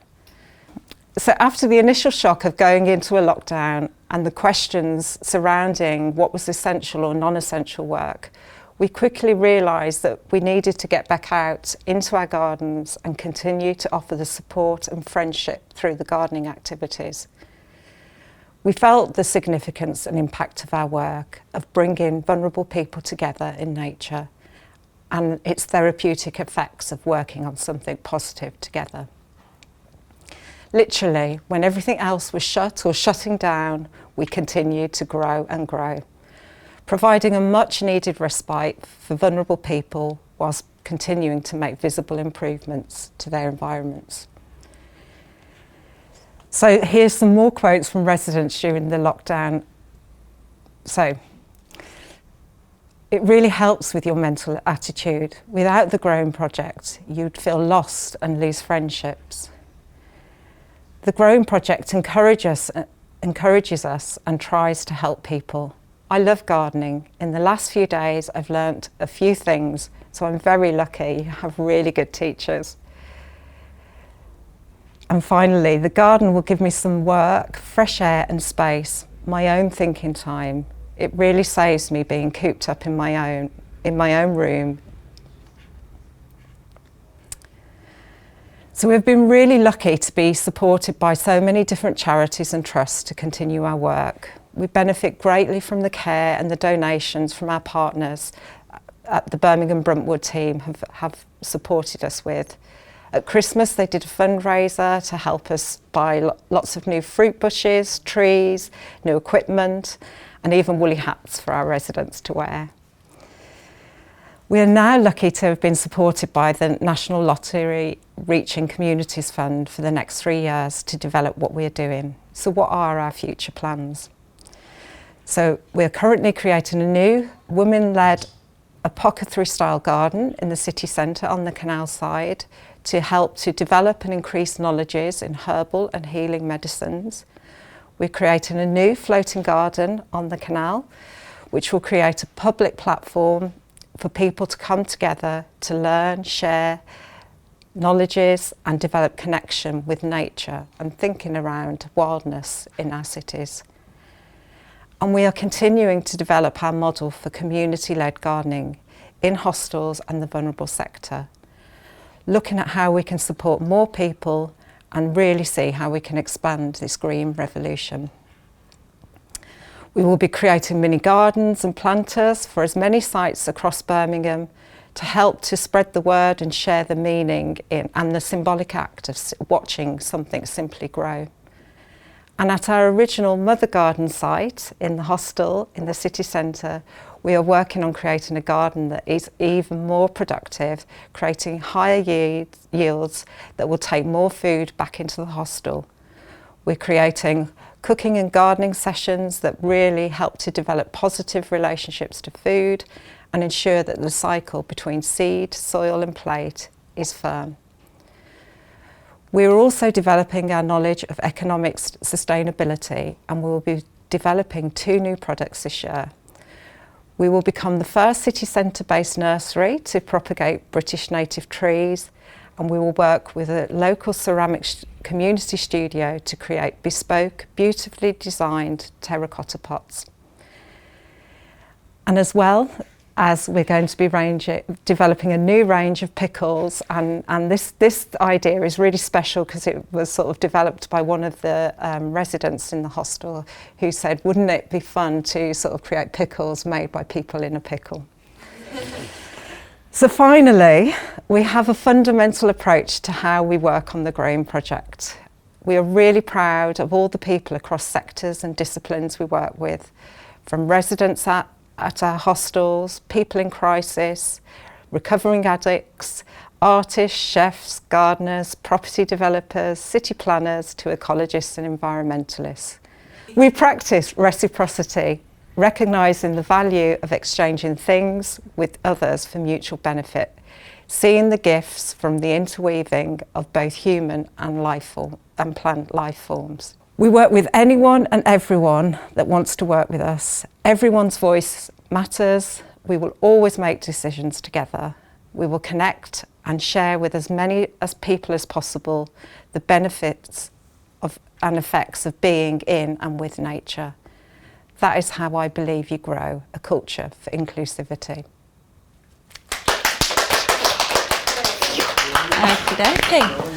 So thank you so much, Jo. Thank That you. was fantastic, and it was amazing to hear about how far the project has come. I mean, from the sounds of it, you guys have got incredible growth plans for rolling out more of the scheme. So tell me a bit about that. So I guess that during this last year and sort of seeing how gardening has been a really safe activity to continue with during the pandemic, other organisations who support people in difficult circumstances really are looking to see how the Growing Project is a model where they can continue conversation and support with their residents and other people they work with. So yeah, it can only grow bigger, I guess. That's fantastic. I mean, it's gone from 1 to 4 to even more, which is brilliant. And you told us some really, really lovely stories about what the people involved in the project got from it and how they felt about it and how all of the benefits that they'd taken from it. But what's the highlight for you? If you were to imagine, you know, a personal kind of, I'm going to just do that bit again. See, happens as well. Okay, so tell me a highlight for you. I guess that sort of it's an individual story, and somebody we started working with at the very beginning who'd been referred to us. He was a recovering addict and sort of he'd come from a very traumatic background, and through the project he sort of really saw the value in connecting with nature and growing. And he went on to sort of study horticulture at a local training centre, and is now taking the next step to sort of potentially work with us as one of the gardeners on our project. So that sort of feels an incredible sort of achievement for the project in terms of what it can do. That's amazing. And you've done so much work pulling together this project with lots of other partnerships, and you mentioned before you've had developers, you've had different community schemes that have got involved with this as well. So if organisations want to find out how they can help you and how they can get involved too, where should they go to find out more information? So just sort of pop me an email, jo@grandunion.org.uk, and sort of, yeah, we'd be happy to speak to anybody, you know, out that's our approach. Fantastic. Well, thank you so much. And we're honestly so proud to be working with you guys and seeing all of the incredible work that you're doing really benefit the local community. I think we're going to be seeing a lot more of you as well. I know that there's a BBC programme on its way, so everybody can keep their eyes out for that and see it in action. So thank you very much, That's amazing, Jo. Heather. Thank you. Perfect. Great.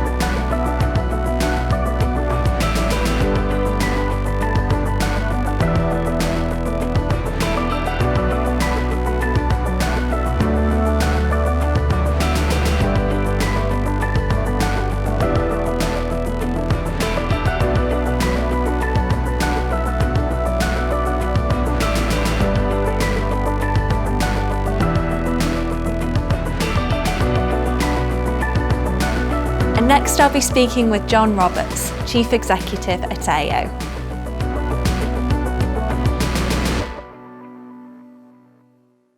Hi, John. Hi, Heather. Hello.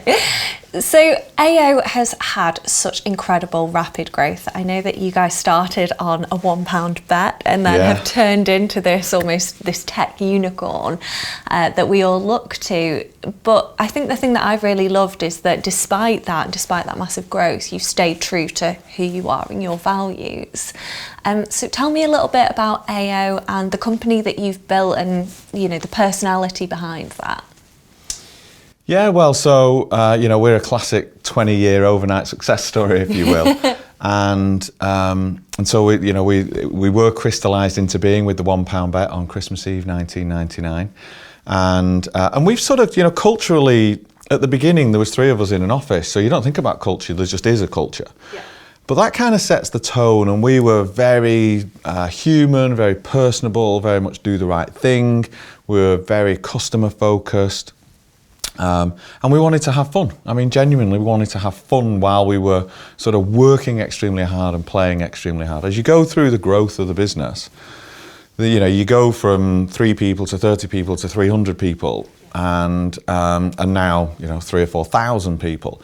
But it gets more difficult to just be naturally personable and human, because you just don't know everybody and what their wife or husband and kids and all the rest of it is.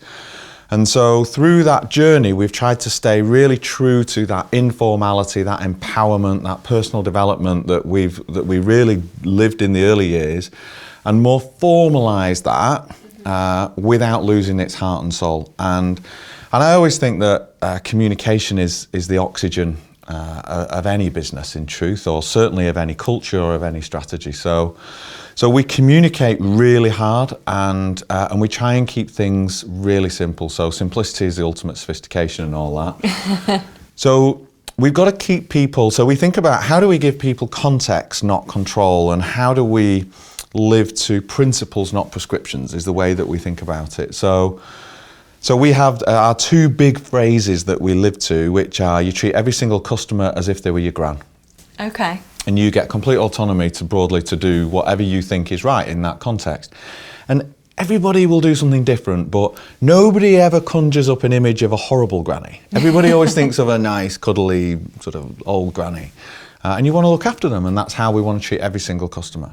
And then we balance that with the autonomy that we give, that if you had to go home and explain the decisions you'd made during the day to your mum, would she be proud of the decisions that you'd taken and the reasons that you'd taken them?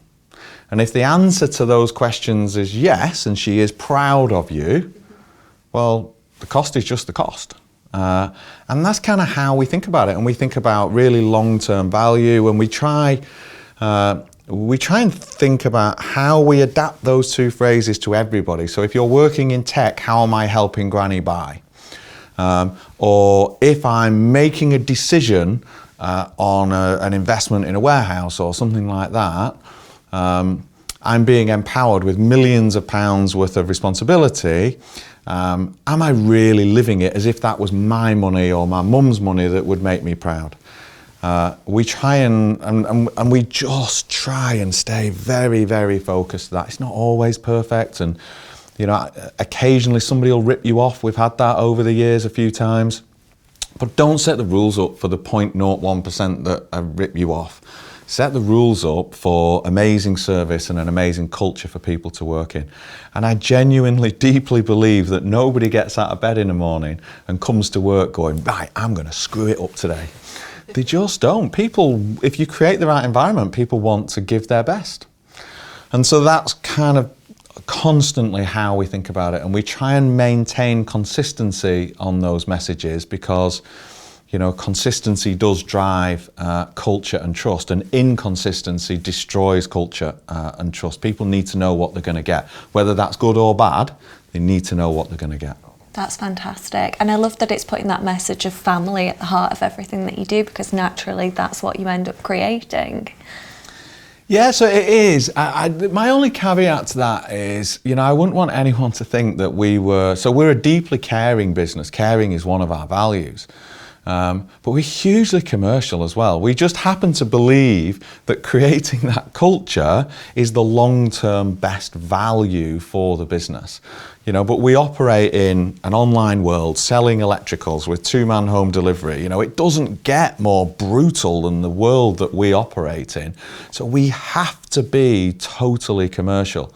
But we believe deeply that our people are our biggest structural advantage, so how they behave is actually what will create the difference long term. That makes perfect sense. And in terms of that structure as well, from an organisational perspective, you guys have gone through quite a lot of innovation recently, haven't you, with introducing new services and spotting new areas of opportunity within that workflow, which sustainability seems to have been a really lovely outcome on the back of that. So could you tell me a little bit more about that? Yeah, well, I think my view is that innovation should be a constant in the business. We should always be trying to invent the next way, and you should always assume that your competitors are trying to invent to get past you.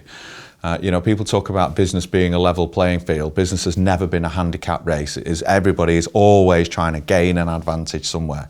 So if you are not constantly innovating, then you are falling behind almost by definition, even if you haven't realised it.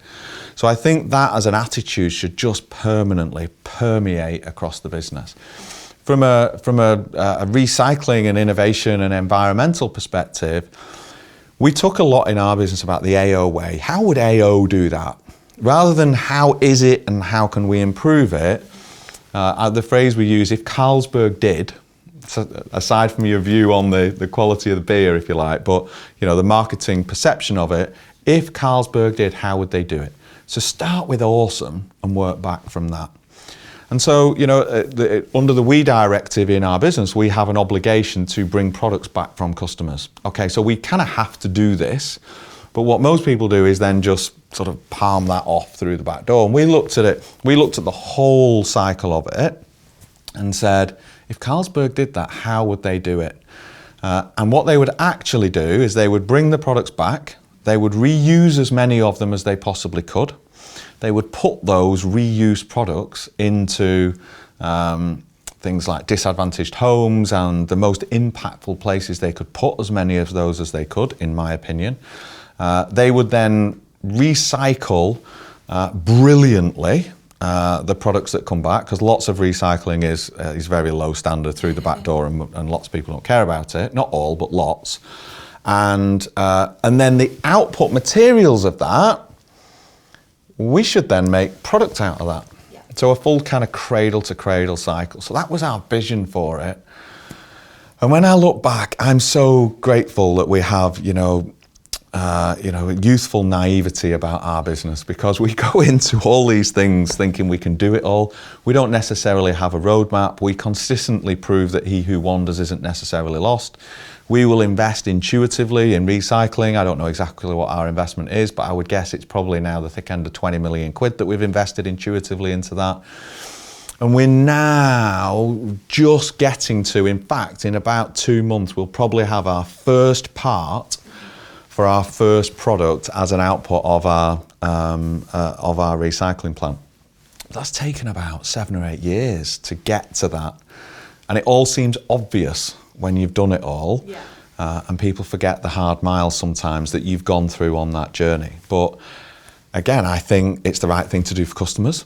My gran would care about her grandkids, and her grandkids are going to inherit the planet that they leave behind. So we should take our responsibility in that extremely seriously. So that makes Granny happy, and I think that's a reason ultimately customers will buy from us. I think there's hygiene factors. You don't ever get a premium for it. Price, availability, when can I have it? The retail basics. That's why people transact with you. Yeah. But they love you for all the other things that you do, and they become reasons to buy. Yeah. And back to the ultimate test, does it make your mum proud? Of course it does. Of course it does.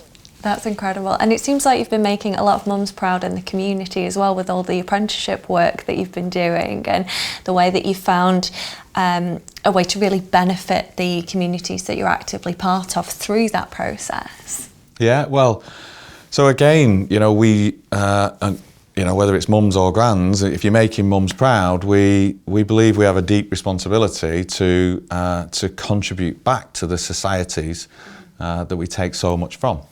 As Bruntwood does as well. I know how much you guys do. And, our focus has been on 2 key things. One is on amplifying the efforts of AOers. So we have a match fund that anything that an AOer does, pretty much, whatever they raise through their own blood, sweat and tears, we will double it. So whatever cause is personal to them, we can double their impact for them. And that inspires people to do things that they might not necessarily have done, which is really great. But they get all the credit for it. So that's great. And then the other thing we do is focus on young people, kids. I believe deeply that talent is evenly distributed in this country and opportunity is not. Yeah, and you've long been an advocate of the youth zones, haven't you? Yeah, so, however we help them, we've channeled a lot of our efforts, and I have personally, into on-site youth zones, because we create world-class platforms. We've closed across the UK about 700 youth clubs over the last 5 or 6 years. And it's quite pertinent at the minute when you think about kids not being in school. Imagine the government doing an announcement today to say we are going to close between 15 and 20% of schools. I mean, it's just big. It's just a political suicide. Because their parents would care about it. Yeah. But kids don't vote. And that's proportionately broadly what we've done on opportunities for youth. And particularly, but not always, but particularly youth and young people that are less financially well off. Yeah. My kids can afford to go to the bowling alleys that we've built and the gyms that we've built and all the rest of it. But if you can't afford to go somewhere, how do you get access to those opportunities? And when you go into school, you don't know what you're going to be great at. And so the best schools in the country actually they do, the difference isn't in the teaching.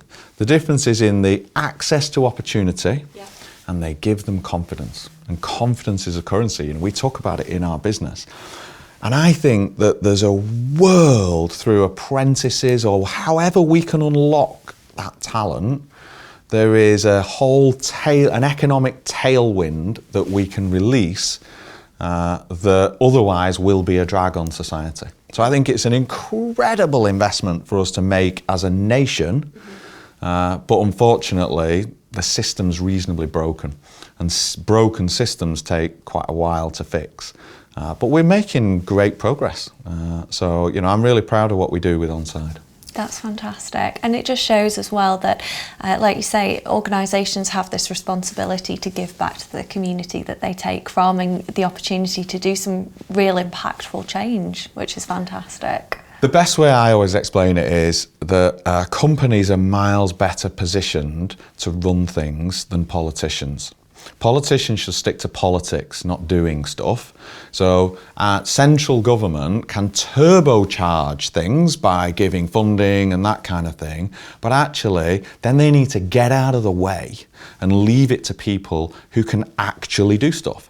And when you bring business leaders together, as we do within Onside, and we bring business leaders and community together, incredible stuff happens. I mean, it really does. And central government and local government can come to that party to help to turbocharge it, but actually operationally they add very little value because they don't really run anything. And so I think business has a huge amount to contribute. You know, my phrase is always, we have hundreds of our staff that do mentoring for young people. And I always say to them that the mentor gets at least as much, if not more, than the mentee out of that process. And the same is true for businesses. That, you know, the business culture thrives and gets a load out of its purpose and what it's doing to give back to society, rather than it just being a transactional entity where one or two people make a load of money out of it and people get employed. And I think that the agenda, and I think COVID will help, you know, I think there's been a real realization of what's really important in life. You know, when you're seeing, you know, major companies paying back tens, if not hundreds of millions of pounds in furlough that legally they don't have to, or business rates that legally they don't have to, because it's the right thing to do. So how do we apply the right thing to do more widely as business? I think will be a really good sort of stimulus that's come out of all the sort of chaos and tragedy of COVID. I completely agree. And I guess what would your advice be to another business owner if they'd, you know, seen this conversation and thought, I want to take a harder look at my business. I want us to give back to the community. I want us to have more sustainable goals. Where should they start in looking about making positive change? Well, so where you start, in my view, is you know, be honest. Do you really want to do this? Does it really matter to you? Or are you doing it for greenwashing or social washing or whatever it might be? And if the answer is, I'm doing it for some marketing benefit, don't do it. Because you won't deeply believe it, and that'll come across, and actually that insincerity is almost worse. And don't be naive enough to think that people don't see it. So if you do really believe it, engage with people in your business. You know, this isn't just about me saying in our business, we are going to do this. You might set the tone on some certain stuff, but you know, what does everybody want to do? And that's why we do the two things and the amplification of everybody's efforts. And then commit to it. Don't expect very short-term results. You know, this is something that is a long-term investment, and so if you're only thinking of doing it for a year and we'll see how it goes, again, don't do it. So if you're going to do something, be really committed to do it and do it brilliantly, which is exactly the same in the social or the environmental space as it should be if you're doing something just for pure commercial reasons. Because if you half do it with commercial reasons, you'll cock it up and you won't do a good job either. So apply the same principles. Fantastic. Thank you so much, John. That was really insightful. Oh, it's a pleasure, Heather. Thank you.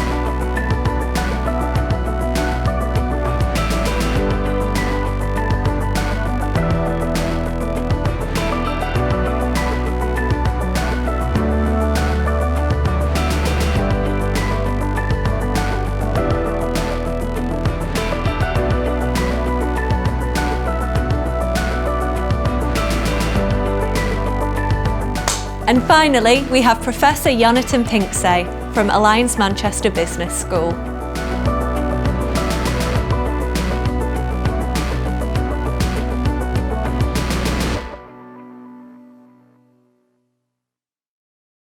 So hello, my name is Jonathan Pinksay and I'm Professor of Strategy, Innovation and Entrepreneurship at the Alliance Manchester Business School. I'm also the Director of the Manchester Institute of Innovation Research at the same business school. I do work in the field of strategy, innovation and entrepreneurship, but always applied to topics around sustainability, and that's what my talk will be about. The topic of this talk is all about innovating for sustainability. This is based on research where we try to understand how can you sell your green products. And we specifically look at it from an innovation perspective. So when we talk about green products, we have always the feeling like, yeah, I want to buy a green product, it's really good, and we're all enthusiastic about it. But when we actually have to buy a green product, sometimes we say, maybe not, because it's more expensive. Is it doing exactly what I want? So I'm not so sure. So here you see typically in this field that trying to create green products can be difficult in terms of selling them, because people might not be as enthusiastic about them as you were hoping as a product designer, for example. So why is that? That is partly because people need to change their behavior a little bit when they want to use green products. Take the example of an electric vehicle. An electric car means that you can't drive as far as you're used to. So are you willing to kind of give up on a longer distance travel? So that's what we try to understand. How can you package a green product in a way that really makes it attractive to customers, even though it might not be delivering exactly the same thing as existing products that we're used to? So how do we look at this? We look at sustainable innovations, in this case, like as if they are disruptive innovations. Disruptive innovation is a term that has been coined by the late Clayton Christensen, and people use the term all the time. They call everything disruptive nowadays. Of course, me being an academic, we're more specific. We say, no, disruptive innovation is specifically this. And what is it then, and why is that important for sustainable innovation?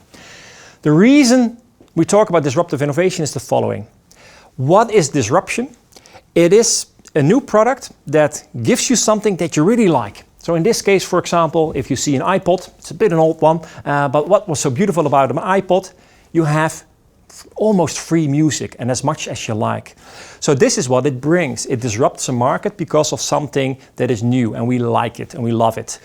But many disruptive innovations also come at a cost. I don't know if people remember it, but when you first had your MP3, people that really loved music said, yeah, but it's not the same quality, so it's not so good, so I prefer my CD. Same thing here. This is LCD technology. When it first came, LCD technology, it was considered, oh, this can really revolutionize all kinds of markets. But it didn't, because back in the day, you couldn't really use it, for example, for a television set. Instead, they used it in calculators, because there the quality wasn't as important. So what does a disruptive innovation do? It introduces something new, but it is not necessarily performing in the same way compared to existing products, basically. So the music quality is lower, the screen quality is lower, and that's why we might not like it. Of course, over time, through R&D, you can improve it, but that can take decades. LCD technology was really decades old, and only now do we see it actually in all the television sets that we have at home. So that can take a long time.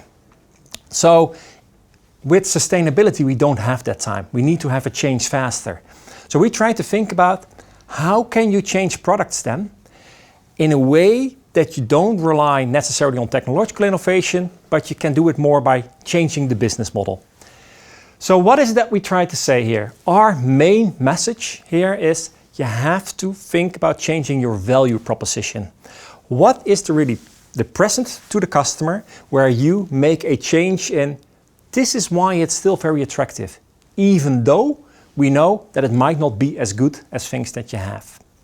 So as any academic, we developed a framework. It's not a 2x2 this time, but it is a Venn diagram. And the Venn diagram works like this. In the top right, you see what market leaders offer. So for example, if you have the car market, what does BMW do? What kind of car are they offering? Then you have what customers value. And at the bottom is what you, as a product designer, for example, come up with your sustainable innovation. So this is what you offer. And what you see here is that there is overlap in different parts. The market leader has a lot of overlap with what customers value. That makes sense. That's why they are the market leader. So area 4 is exactly that. This is why people like it so much. As a new innovator, you try to kind of move partly into that space, but you also try to move into new space. Parts of what customers might value and that the market leader is not really addressing. And this is what we focus on a lot with innovation. We want to go into that space of one, what we call enhancing strategy. You want to show so much that what you have as a new product really makes people happy. This is why it's better. And that is very important, but it's part of the story. Because what we tend to forget is the fact that actually a lot of what you try to offer as new is not necessarily the same as what people are expecting. So you need to compensate as well. You need to start becoming seen as just as good as the market leaders. Not necessarily outperform them, that's the enhancing, but you need to compensate for those parts where you're maybe not as good. And this is really the big challenge. So some examples. For example, here you see just glass. But it's not just glass, it's actually a solar panel. It's integrated in glass. So if you use solar PV, then that is very interesting. It gives you electricity. But you have to realize that it is not necessarily the same as electricity from the grid, because there are limits to the capacity of such things. So you have to partly enhance by bringing in new elements. So here you can integrate it into glass. So that makes it like, oh wow, that's fantastic. But at the same time, you have to think about, okay, this is a little cabin, but how much energy is actually necessary for example, my house, and will it be enough? So you have to think about, to whom am I selling it? So I sell it to people that don't need so much energy. So you really try to think about specifically, my value proposition is for this market and not for kind of big buildings, because it doesn't work.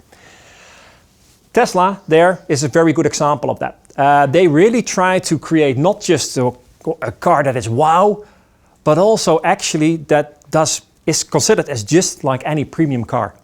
So people like it because of that.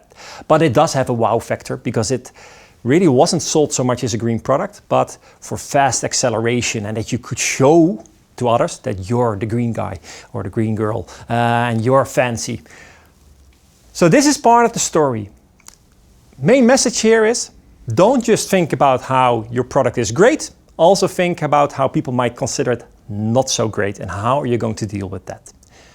Then there's another part. When we develop a sustainable innovation, we tend to want to go to existing customers that are being addressed by the market leaders. We think we develop something, and okay, we try to sell it to the same people. But actually, when you have sustainable innovations, maybe you can go into a new direction. Maybe you find out that there are unexpected uses of your products, and that we call coupling. What does that mean, for example? Here you see a little bit of red, that's an LED light. For example, a company like Philips was quite hesitant in coming up with LED lights, because they felt it wasn't considered as good, because for a long time we considered it a bit kind of a cold light. But then they figured out, if you put all kinds of colors in it, you can use it in all kinds of different ways. And now we see it all over the place. You get a lot of lighting solutions, which are more about atmosphere and fun and all kinds of other things. So they're using it to actually couple with new markets, new applications for light, new directions, and so forth. Same thing with solar panels like this. You don't need the electricity grid, so you can actually have electricity in all kinds of different places. So it's used a lot, for example, in poor countries, in developing countries, where people used to use diesel generators, and now they can really go for solar panels. So once you have figured out what your sustainable innovation can do, how it could address the needs of existing customers, think about all kinds of other uses. Try to go into new directions. And that is, in the literature, is called the blue ocean strategy. That's why we call it blue. And this is where probably most potential is for sustainable innovation. Not necessarily always as a replacement of what we currently have, but really as a new way of seeing what is the experience, what is the service that you give to people, that is a new kind of experience. So people won't see your sustainable solution so much as, ooh, it is not as good as what I'm used to, but as something new direction. And then it is changing behavior more to kind of be able to do new stuff and make it more exciting because of that. So to sum it all up, you have to think about all three strategies here. When you come up with a sustainable innovation, not just enhancing, don't just emphasize like this is really good to reduce your carbon emissions, this will use less plastics and so forth. Yes, that's important, but you have to realize that's not necessarily the reason why people are buying stuff. They're actually buying it for comfort, safety, you name it.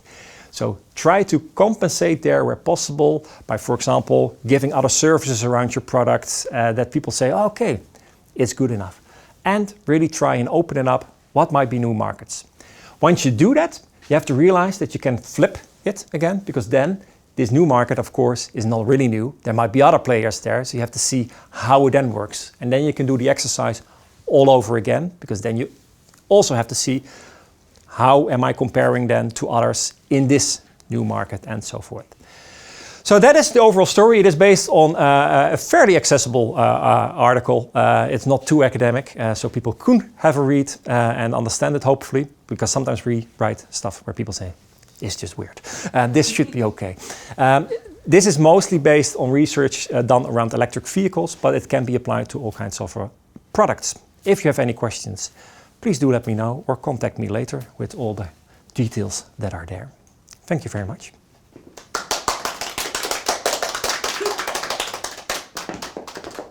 Thank you so much. That was fantastic, Jonathan. So if an organisation was going to go through this process of thinking about their product in a new way, where would you suggest that they started? Well, organizations tend to start, of course, with focusing on this enhancing, what is really good about it. But I would really start quite fast with talking to customers about why they might not like what is on offer. And that feels a bit awkward, perhaps, that you're going to ask people what they might hate about your product. But that is really partly what is needed, because otherwise you see that people get blinded by what is so great about your product and becoming ignorant of why it might not be perceived as something that is really good. So really first start with that as well. So to be actually quite critical immediately about the negative sides of your product. And then for the more kind of blue ocean strategy, opening it up, there you have to really find ways of talking to new people. So if you want to imagine what else could we do, don't just do that with your internal team, because you probably know each other. So you'll be going around in circles and then you won't get there. So you really have to start engaging with people that might not have a clue of what you're doing and look in a completely different way at what you actually have on offer. Because there you might then get into a brainstorm of, okay, never thought about it like that. And that's what you really need. But that is the most difficult thing, because that is called creativity. And how do you enforce creativity? But I would say, that's kind of the steps I would take it. Amazing. So think about it in a different way and maybe start with the difficult conversations. Yeah. Incredible, Yeah. thank you. Yeah. Now, I must ask, is there an innovation trend that you personally are particularly excited about in the future? Ooh, that's a difficult question. What I'm most excited about, but it's about longer term, is how we're starting to reimagine how we move around in a city and towards a city, for example, and how that can be more in a low carbon way. So I used to take the train into Manchester, and I don't have to explain to people in Manchester that it's a pain. And also the car can be difficult. So where you see developments now in cities where they really try to, from the bottom up, try to reimagine how you can move towards a city and around it in a low carbon way, there are very exciting developments there. But it does depend on long-term technologies like autonomous vehicles, electrification of all kinds of forms of transport, where it's no longer considered as worse than our normal car, but actually as better. And I think that really makes it much more pleasurable to move around. Hopefully more people can cycle then as well. I'm a Dutch person, so I actually like it, but I know that here most people don't. So really that you get a combination of low carbon travel and safety, and that it becomes a pleasure to move around instead of a drag to move around. That's, I would say, what I would be looking forward to. That makes perfect sense. I'm excited about that too. Thank you so much for joining us today. I really enjoyed that. Thank you very much for giving me the opportunity. Thank you.